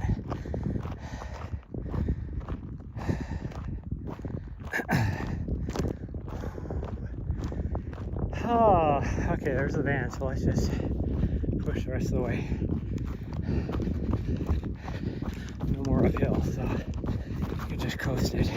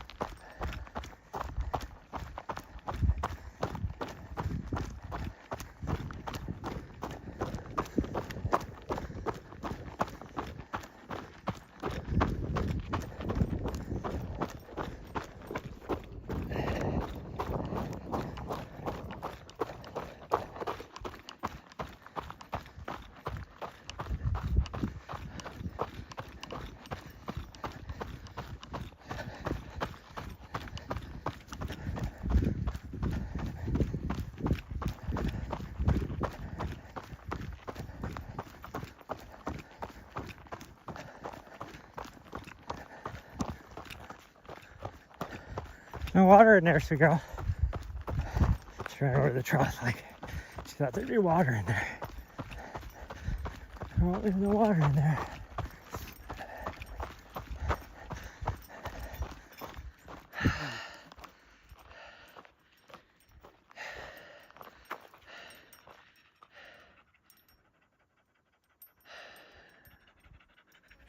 There we go. Yeah, it is hot. Whew, I'm spent. Like I'm lightheaded. Here, I'll just put your water dish down here for you, okay? You don't have to jump up if you don't want to. 'Cause the ground's probably cool here. So, hold on. There you go.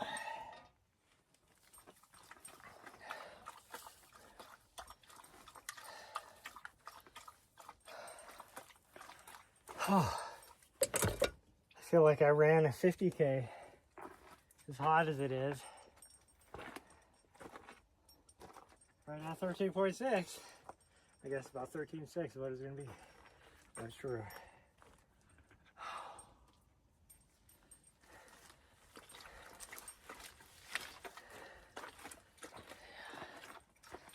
Here, you want me to throw this down here so you can just lay on it?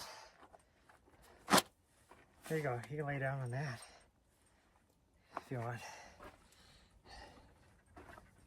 Still in shade. It's in the shade.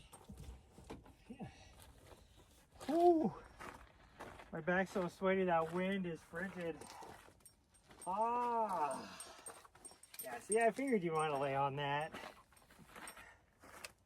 Oh, my nipples are hard now, everybody. I could cut glass over here right now. Ooh. Ah, that's cold. Ah. Ah.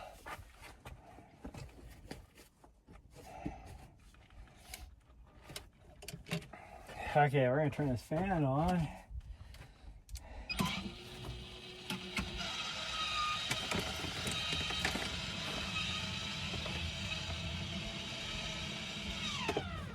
I didn't put all this stuff away.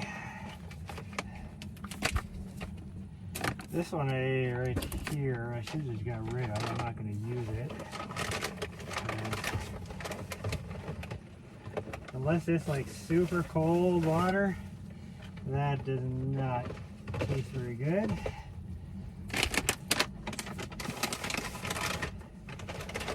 So I got all my drink mixes out earlier because I wanted to hydrate before we left. What the heck? What's going on here? Why were you up there doing that? Okay.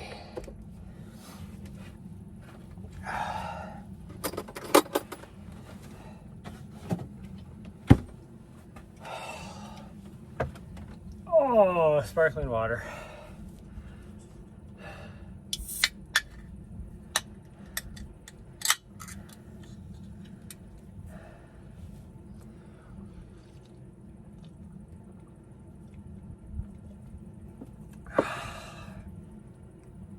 So good. It's 83 out. I said it felt like it was 80. It is 83 out, which means in that canyon and down on that flat it was probably another 5 degrees warmer. So it was pushing probably pretty close to 90 in that area, which would be why it felt so freaking hot. Holy cow.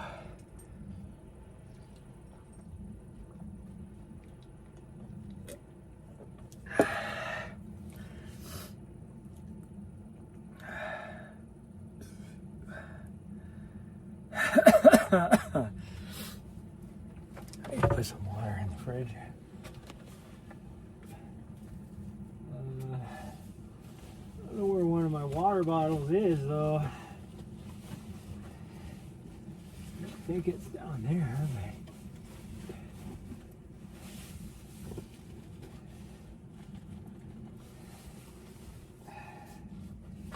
Is it in here? I don't think so. Nope, not there.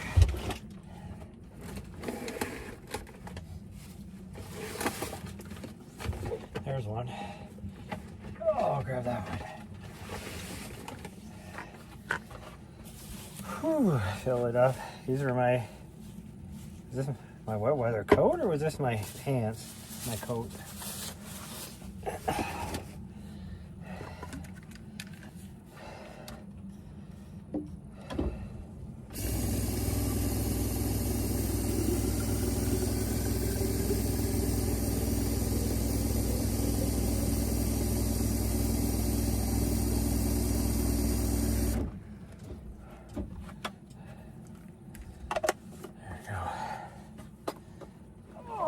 in the fridge. I usually keep one in the fridge.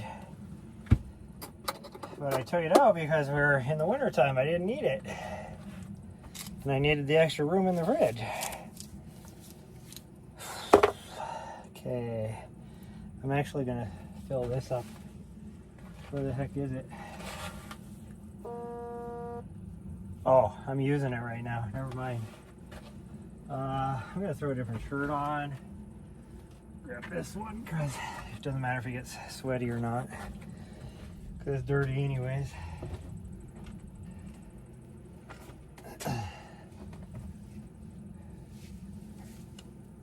Oh, so sweaty. So wetty. Let that shirt dry out. Not so that I can wear it again, but so I can put it in my laundry bag. Not get all moldy or anything. Oh, there we go.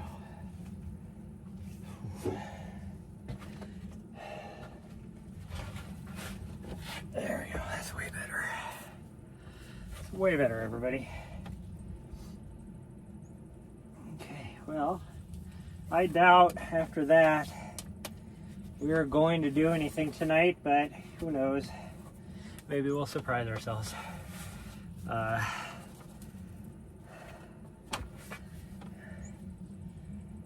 Either way, I do need to get a lot of stuff done, and depending on how much stuff I get done will depend on if we're going to drive up in the mountains tonight or tomorrow, because like I said, we're probably going to leave here on Wednesday versus tomorrow. So whew, my legs got a little dirty too. A little dirty there, some trail dirt. It's so freaking dusty. My gimbal's about dead, so we'll do that. And it's like, oh, we're gonna just face that direction now. Well, everything's almost out of battery, so I guess we're just gonna call it. I mean, I'm just gonna be sitting here dying anyway, so it don't really matter. Can I put you guys right there? Yeah, good enough. Oh, good enough.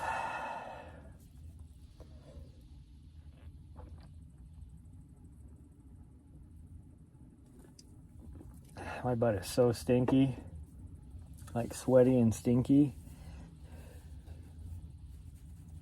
But, oh, well, I suppose, so that I can get myself cleaned up and all that kind of stuff. That's going to be it, everybody.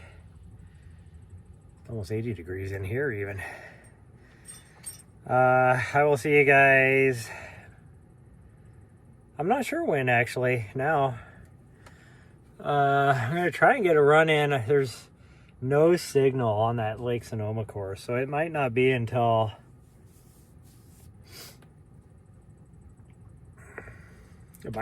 Sunday. We'll see. No matter what, I'm going to have to get some miles in on Thursday somewhere, so maybe we'll be able to do something. Even Wednesday. Maybe we'll come out of the mountains tomorrow night. Who knows? But maybe we'll get a run in down here on Wednesday morning before we leave. We'll see. My plan is though to get a run in up there, going the other direction Wednesday morning. But who knows? Anyways, that's gonna be it, everybody. I will see you guys when I see you next. I don't know when it's gonna be, but thanks for joining me today. That was a rough one. It was so freaking hot. I'm not used to that heat yet. But yeah.